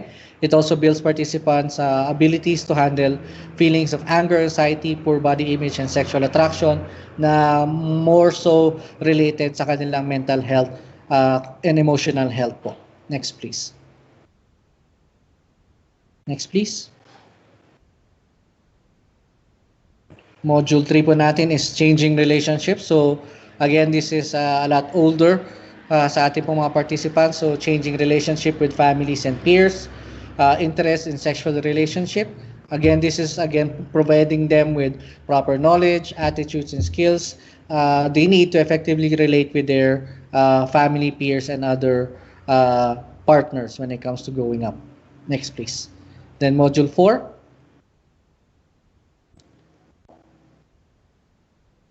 Module 4 po. Okay, is having a safe, healthy, and happy adolescence. Ito naman po is centers on building important attitudes to having a safe, healthy, and happy journey to adulthood. So, this is a little later on na sa mga kabataan. So, building, improving self-esteem, keeping one's body clean, tidy, and fit, being respectful and responsible, romantic and sexual relationship, and using the internet safely and responsibly while communicating assertively and making better choices. So again, nag-a-adapt po ito sa current conditions ng ating mga kabataan. Next, please. Next, please. Okay. So, it is facilitating a learning approach. Binabalikan lang po natin kanina. Next, please. A facilitative learning approach. Ito pong ating shape module. Next, please. Okay. Sinabi na po natin kanina. Next, please. Sorry. Let's just skip these slides. Medyo nauulit lang po yung mga ideas. Sige po. Next po. Ayan. So, again, learning can be measured in several ways. Sabi nga po natin. So, each module, merong pre-test and post-test activity based dun sa lesson or module na gagamitin po ninyo. And then, meron din pong changes. Meron pong way to change yung knowledge and attitude, yung KAP ng ating pong mga kabataan. At every activity has a closing activity or every lesson has a closing activity to at least round up yung ating messages po doon sa ating module. Next, please. Sige po. Next, please. Okay. So, meron lang pong breakdown po nitong module natin. But I think it's better if I present po yung actual module. Sir Kermit, pwede po ba ako mag-share na lang? Para ipakita ko na yung actual module and explain ito. Okay. Request control. Ayan po. Okay. So, ipapakita po sa inyo is yung sample. Nakikita po ba din nyo? Pa-confirm naman po kung nakikita po ninyo. Yes, sir, meron Okay, na. so I'm showing you in advance yung session 3.3 or relating with someone special. So again, yung session or module 3 is on relationships and feelings. So makita po ninyo, ito pong ating module is broken down with session objectives. Ayan po siya. Okay, so merong 7 objectives. Sinasabi rin po niya yung allotment needed to discuss the whole module, on yung materials needed and no activity. Of course, when it comes to online learning na po, you need to change some of the details kasi nga po wala lang face-to-face and mahirap mag-group activity. But meron din pong some activities here, opening activity like, is this love? Ayan po, may discussion on what to do with the activity, what you need to say.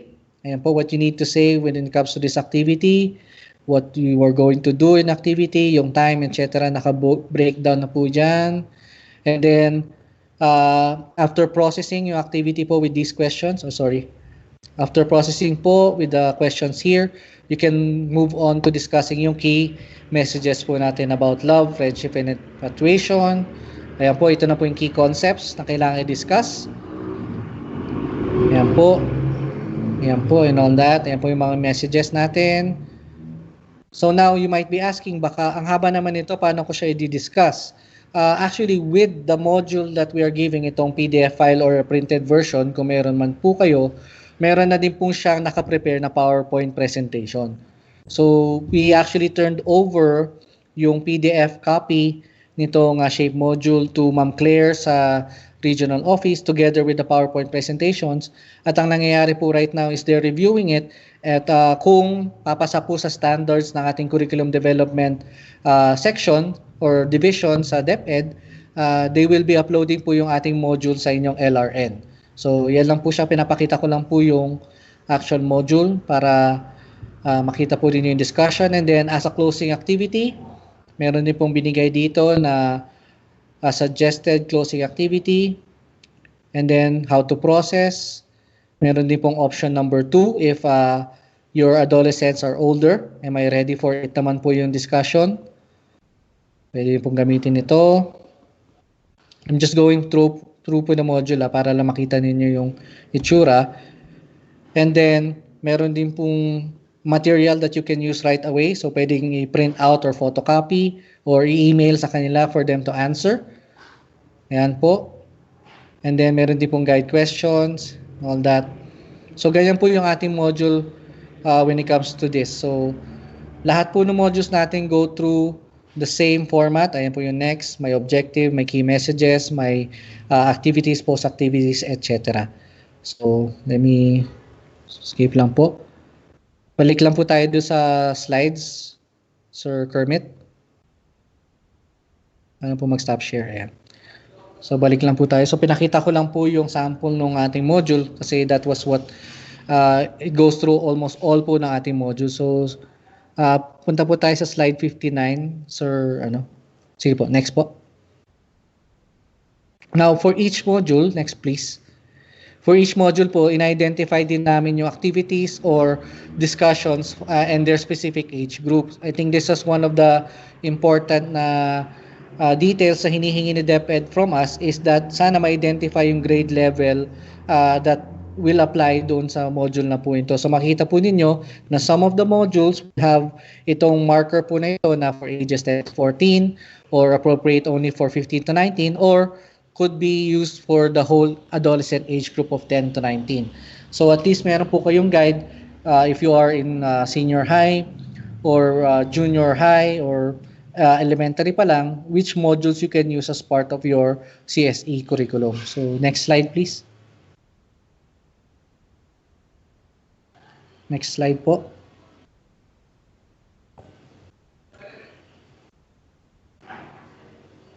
Ayan, sige lang po. Lagpasan na po natin itong structure kasi pinakita ko na po siya. Sige lang po. Next slide.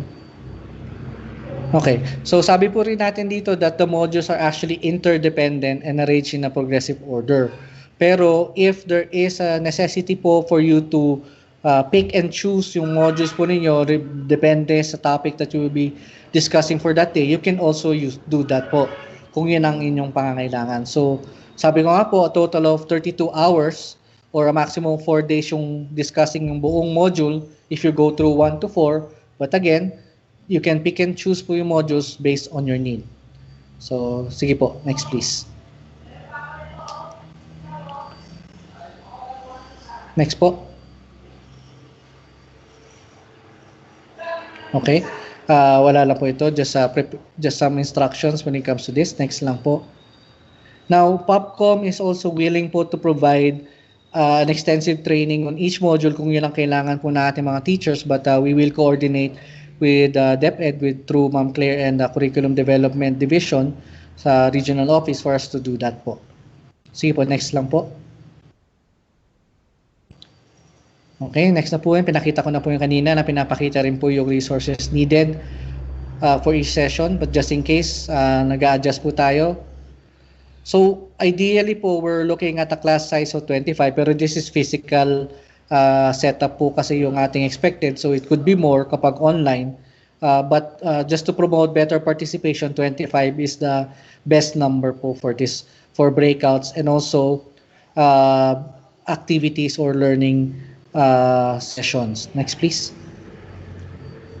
So these are just some points regarding using the shape module po. Next po, Sir Kermit. Okay, mga ano lang po ito, points. Next pa rin po. Sige po. So this is just some pointers po when you're starting to use na. Again, may pre-test and post-test. And then meron din pong self-assessment, yung ating pong post-assessment activity or closing activity na gagamitin po ng mga kabataan po natin. Next please.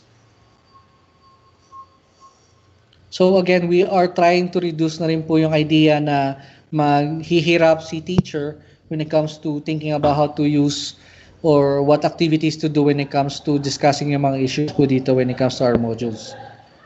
Okay, next please. Sige po, next lang po. These are just pointers po when it comes to using your modules kasi. Okay, so just some questions regarding what to observe when using our modules. Sige lang po. Next please. So all of these are actually integrated naman po dun sa ating preparatory module, dun sa ating each module, how to get feedback, nandun na rin po. Sige lang po. Sige po, proceed pa po tayo, Sir Kermit. Sige po. Okay, this is just actually presenting yung how the modules are used or can be used. Mga tips lang po ito. Sige po, go ahead po. Okay. Now, one of the main points po that we want, especially when it comes to sexual and reproductive health issues ng mga kabataan natin, there might be times kung saan mayroon pong mga learners who might be greatly affected by the issues discussed. Maaaring sila ay teenage mother, they're actually currently pregnant at the time that these were discussed.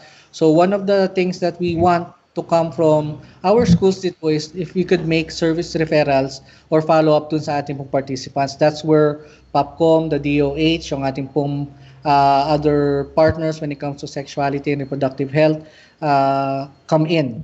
So hopefully po, when you see that there are some students who react a certain way sa ating pong discussion and might need further assistance, then service referral might be necessary. So at least through the discussions, makikita po natin kung sino sa kanila ang needing this, then we can make the proper referral to our partners. So yun lang po yung actually pinakamalaking bagay that we want to come out of our shape beyond yung learning system po natin when it comes to this is that if there are any students or learners who might need service or other kind of information and referral, then we must do that with them po. So yun lang po yung ating presentation, and I think the DepEd region has prepared a demo of one module lang po for us to go through para makita natin. Also see yung ating pong presentation, yung ating pong PowerPoint slides for each module. So kanina po ako magre-refer. Yun na po yung aking discussion of CSEN, yung aming pong shape. Thank you po.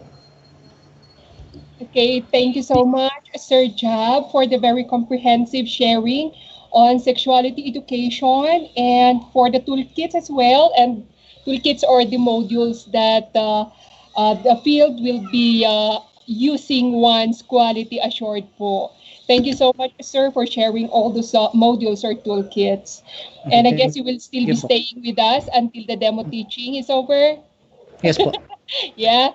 I think less than 30 minutes lang naman po ata yung module na gagawin.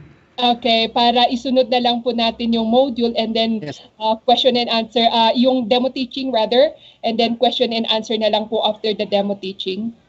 Ano okay po? Sige po, no problem. Thank you, sir. Yeah, relative to what Sir Job presented, we have a demo teacher from Baguio City National High School in the name of Ma'am Between Pakulan. She will be presenting to us also a sample of weekly home learning plan aside na mag-demo siya on how to integrate the topics discussed or shared by our speaker. Ma'am Between, are you around? Are you ready?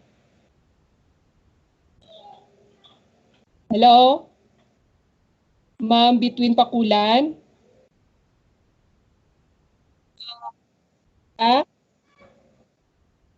Video? Okay, sige, Sir Kermit. Take it away.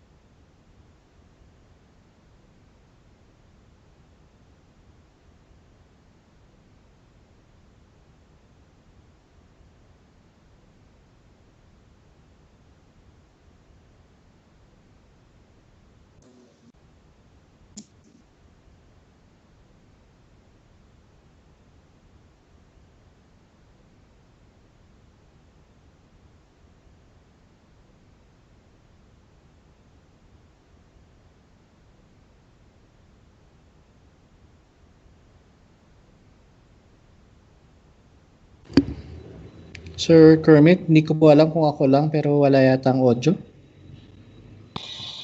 Sir Kermit, no audio.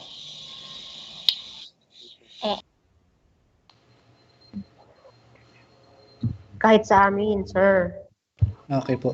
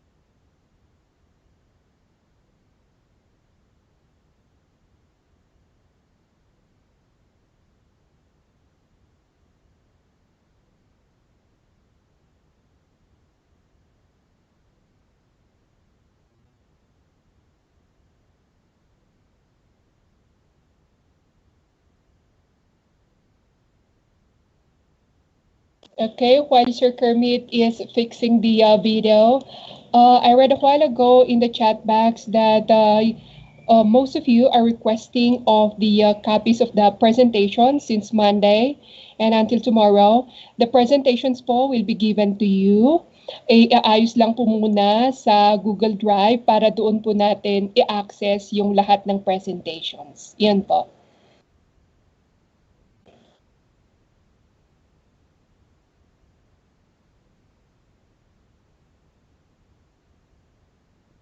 And Sir Jab? Sir Jab? Yes po. While waiting for the video na maiayos ni Sir Kermit, baka some of the participants have queries. May we entertain? Sige po. Sige lang po. Thank you po. Okay, for fellow participants, are there some queries or questions regarding the sharing or presentation of Sir Jab? Yes, madam. Yes po, Uh, ma'am. This is Ma'am Flor. Tubanday 22 National High School. Yes, I ma'am. am thinking about the number of pages for this module. Baka sabali di in print in run me nga mano nga module san ay we spent 100 ay mga 85 89 nga rims. And then if you're going to reproduce again this one no mano nga rims sa san pi man nga nainayon nga WFP. So we are only thinking about the modules to be done by the teachers. Iso nga numano nga tanga module so that we will know numano nga rims han nga nainayon the financial statement pi man plus the number of the siyempre the ink and etc. The nga mausar numano nga tanga we have to know numano nga pages, madam. Okay, sige po, ma'am. Sir Jab, so yun po, how many pages daw po yung mga modules natin approximately po? Nako, if yung buong module po kasi it's more than 400 pages po. If you will photocopy or reproduce po yung buong module.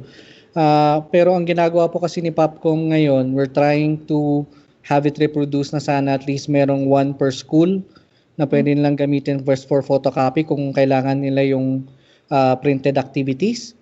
Oh, yes, sir. Opo, so tinatry po sana namin yung nagawin ngayon. Hopefully makaabot at mapadala namin sa mga divisions. But also, we are actually providing nga po, again, kung after nung assessment ng curriculum development division kina Ma'am Claire, ma-upload din po yung digital copies niya sa LRN. Okay. Kasama po yung PowerPoint presentations. Okay. Okay. Module kasi lang ang pwede, ma'am, sa amin kasi bantay mo't gamin. And then we cannot give those ones. And then it so happened that the parents there are sometimes, they are not rich. They have no gadgets, etc. Ma'am, saan po ito, ma'am? Sorry. Sa Tuba Saan National area? High School sa Nangalisan. Nangalisan. Tuba pa lang po ito. Nangalisan, Tuba. Opo. That is Sige why po, we're ma'am. going to reproduce whatever, 400 pages, then we will be using how many rims? Siguro 500 rims or 1,000 rims. Opo. To be given to 750 students, sir. Ako. Sige po. Let's see what we can do with this, ma'am, kasi alam naman po natin ganito talaga yung condition na natin ngayon. But let's see what we can do po. Yes, sir. Yes, sir. Nangalisan, Tuba. Sige po. Okay. Thank you, Ma'am Flor. So, 400 pages. Yes, ma'am. Yes po. Yes po, ma'am. Ay, ayun. Yes, Ma'am Claire.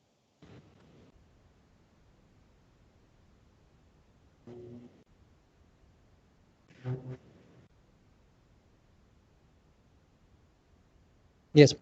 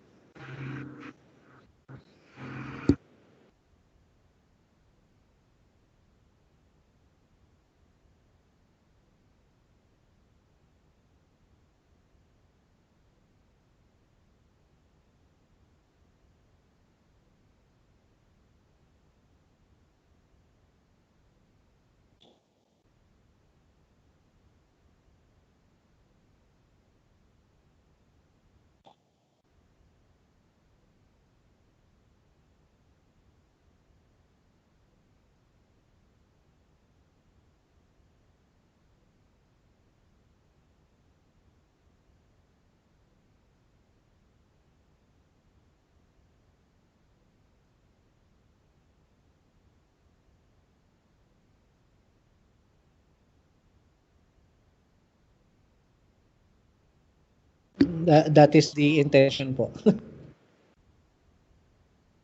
Yes po. We will see.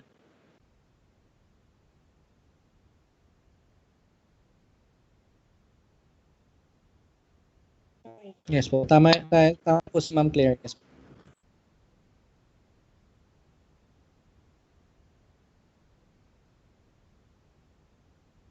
Yes po.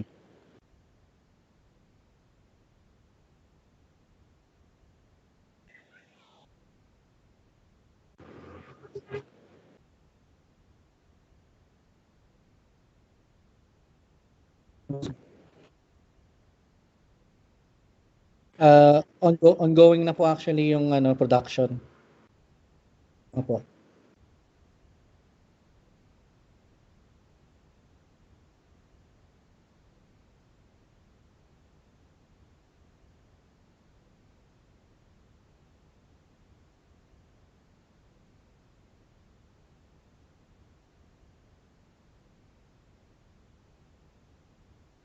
Opo.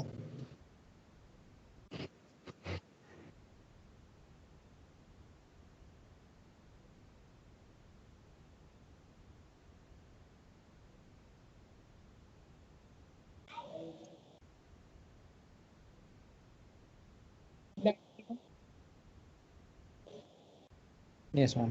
And if I may add, sorry po, if I may add, Ma'am Claire, Popcom is also willing to actually train din po yung teachers natin on the actual module. Kasi we are just discussing po yung rundown ng module, yung CSE in this case. But kung kailangan po natin and we can find yung resources and time to conduct yung training for the elementary teachers, for the secondary and senior high teachers, then we are very willing to do that, ma'am.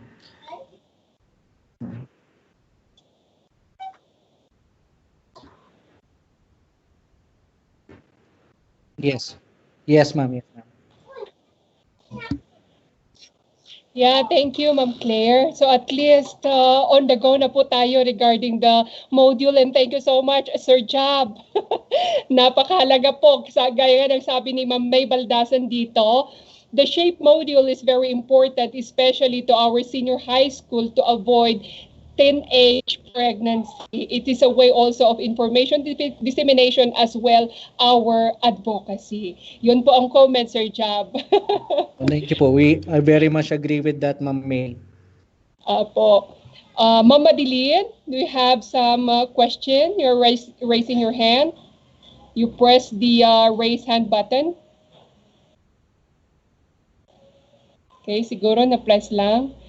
Okay, aside from Ma'am Tubal, are there more questions while Sir Jab is still here?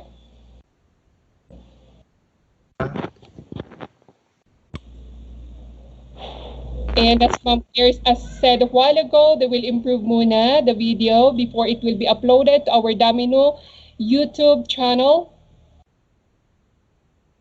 Yes po. If I may add lang po din, Yes, sir.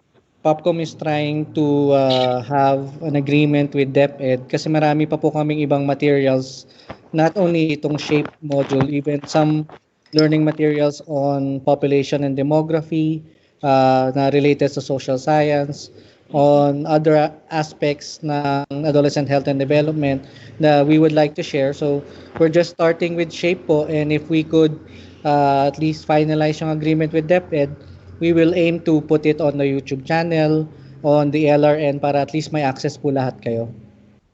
Okay. Wow, maraming salamat po, Sir Job. So, at least po, marami na po tayong mga learning resources. Yan po. So, hindi pa pwede, Sir Kermit? Wala talaga? Oh, sige, sige, go.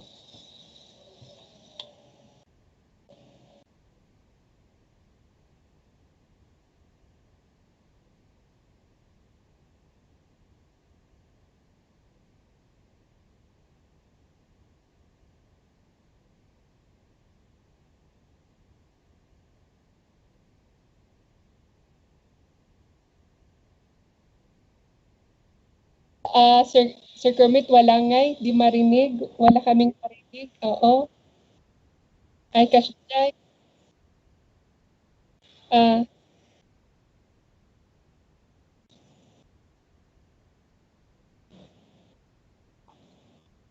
okay, sige, sige. Sige, sige. Ayun.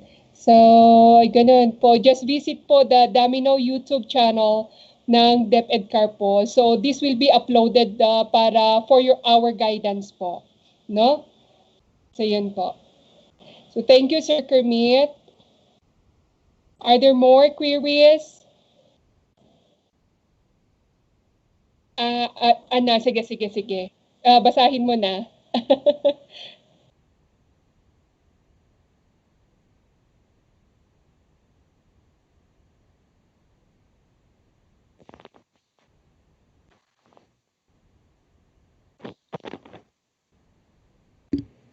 Okay. As far as we know po, wala pang released in full na CSE materials. Kasi I think meron pa pong indigenization na nagaganap and all that. I don't know exactly kung ano nangyayari sa level po ng DepEd Central Office. Pero I think they're going through it by grade level. Kaya po hindi pa po siya natapos in full. Yun po yung last na update po namin as far as we know regarding the CSE sa national level po. Hello, may additional po ako. Yes, go.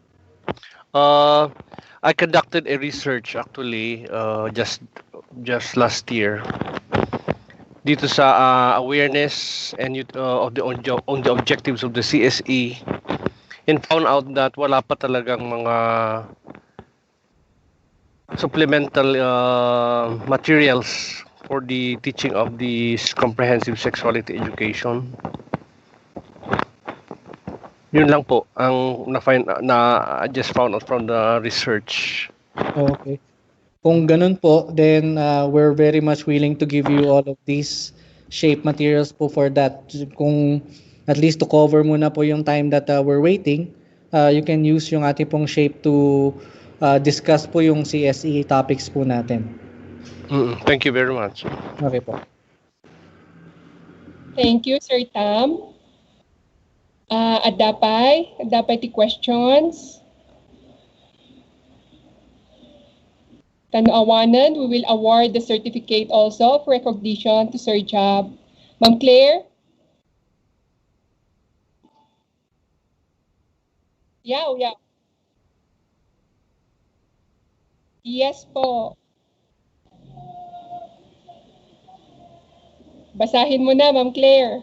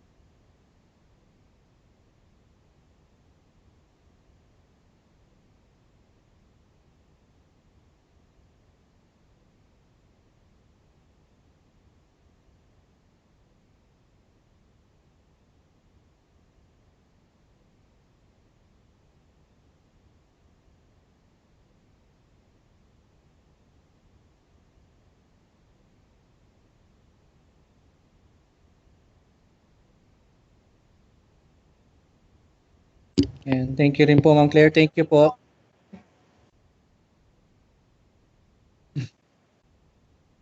Yes po. Thank you, Ma'am Claire. Thank you to DepEd CAR, to RD po, of course, in behalf of the Regional Director of POPCOM. We appreciate po yung partnership that we have right now, and as we proceed po, sana we make it easier for our teachers to address yung ating pong concerns on health and development. So we're still here po, and we're willing to partner with you all the time. Thank you po. Maraming salamat po, Sir Job. Bigyan din po natin ng masigabong palakpakan si Sir Job. Yay! Thank you po.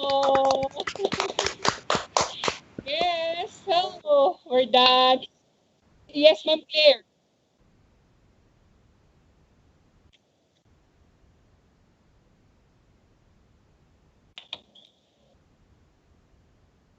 Sige po.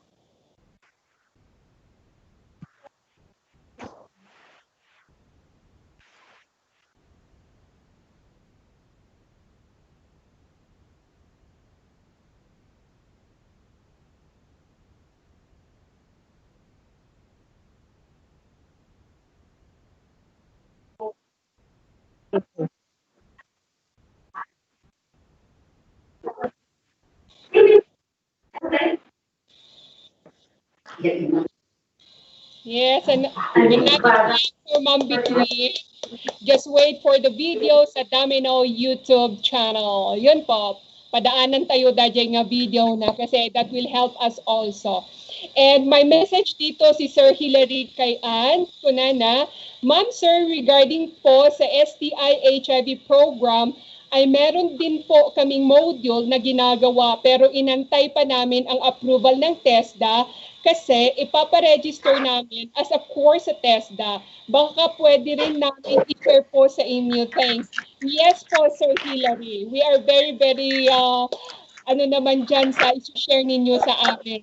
Welcome po na welcome yung sharing po natin na yan and partnership, Sir Hilary. Thank you so much. Paki-share po. Okay, announcement for tomorrow po. Our MOL for tomorrow's activity will be Division of Ifugao. Andito po.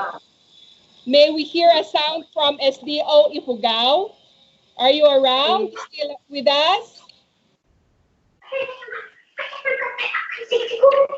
SDO Ifugao? Kayo po ang bukas.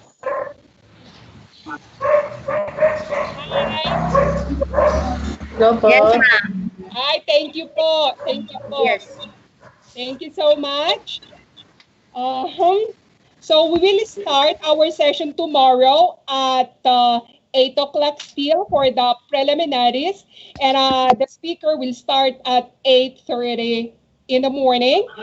And 11:30 will be our closing program. So relative to the closing program, for the closing prayer, may we assign it to Mountain Province? Hi. Anybody from Mountain?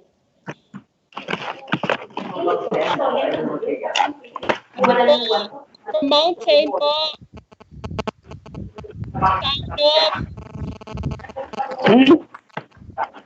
Participants from Mountain po.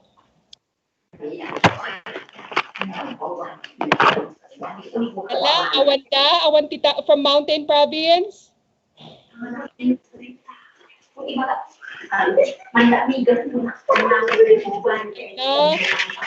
about Tabuk City? Other participants still with us from Tabuk City?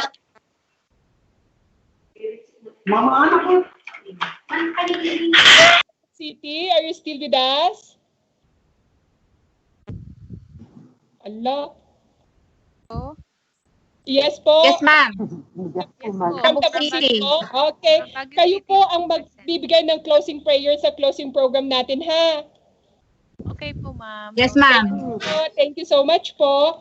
And the acceptance of challenge, may we assign it to Benguet Division? From Benguet Division?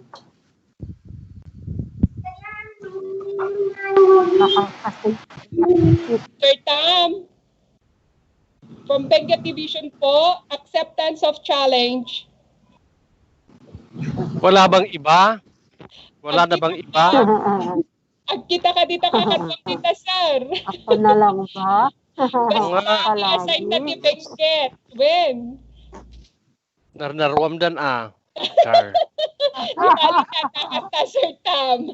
I-coordinate mo. When? Sige, itod ko kunik ko Mrs. Tubal. Ma'am Flor. Anong mo, DJ, Sige, Sir Tam, magtungtong kayo ka ni Ma'am Flor. Yes, that's for the acceptance of challenge. Thank you po, ha. Thank you so much. And then, my message po si Sir Jab dito, if we could also ask po for you to fill up our our FP survey online. Please go to naka-share po dito sa chat box natin. Yan, ha. So aside from yung evaluation natin ngayon, kindly also go to the website na pinost ni Sir Job for us to evaluate also. Ano? And then please don't forget to sign in the attendance. Okay? Sir Kermit and Sir Warley, they are asking the link for yesterday's attendance. If we could also post it. Yun po. Ma'am. Yes, hello, po. ma'am. Ma'am, Yes. pati po yung link ng attendance po ngayon, wala pa po. Meron po, ma'am, na i-post po. Sige, Sir Warley, paki-repost ulit yung attendance link po natin. Thank you, ma'am. Okay po. Ayan. Don't forget ha, mag-evaluate po tayo. Then yung evaluation link na ibinigay ni Sir Jack, let's evaluate as well. And then your attendance. And see you tomorrow at 8 o'clock in the morning. This is Denia Tornate, your host. And then we'll be your host again tomorrow. Ma'am Tia, excuse me. Yes, ma'am. Ma'am, apay nga ko awan nga yung chat box dito yun kat hindi ko na may attendance kami. Paano kaya yun? Ipa-repost tayo, ma'am. Amin, ma'am. Ipa-repost tayo. Awan man ti chat box ko nga dito pero for the past 2 days Walang meron chat. naman. One year old Yes, ma'am. Wala rin. Pati kami. Well, ma'am, crazy kami. Thank you. Ako rin, wala akong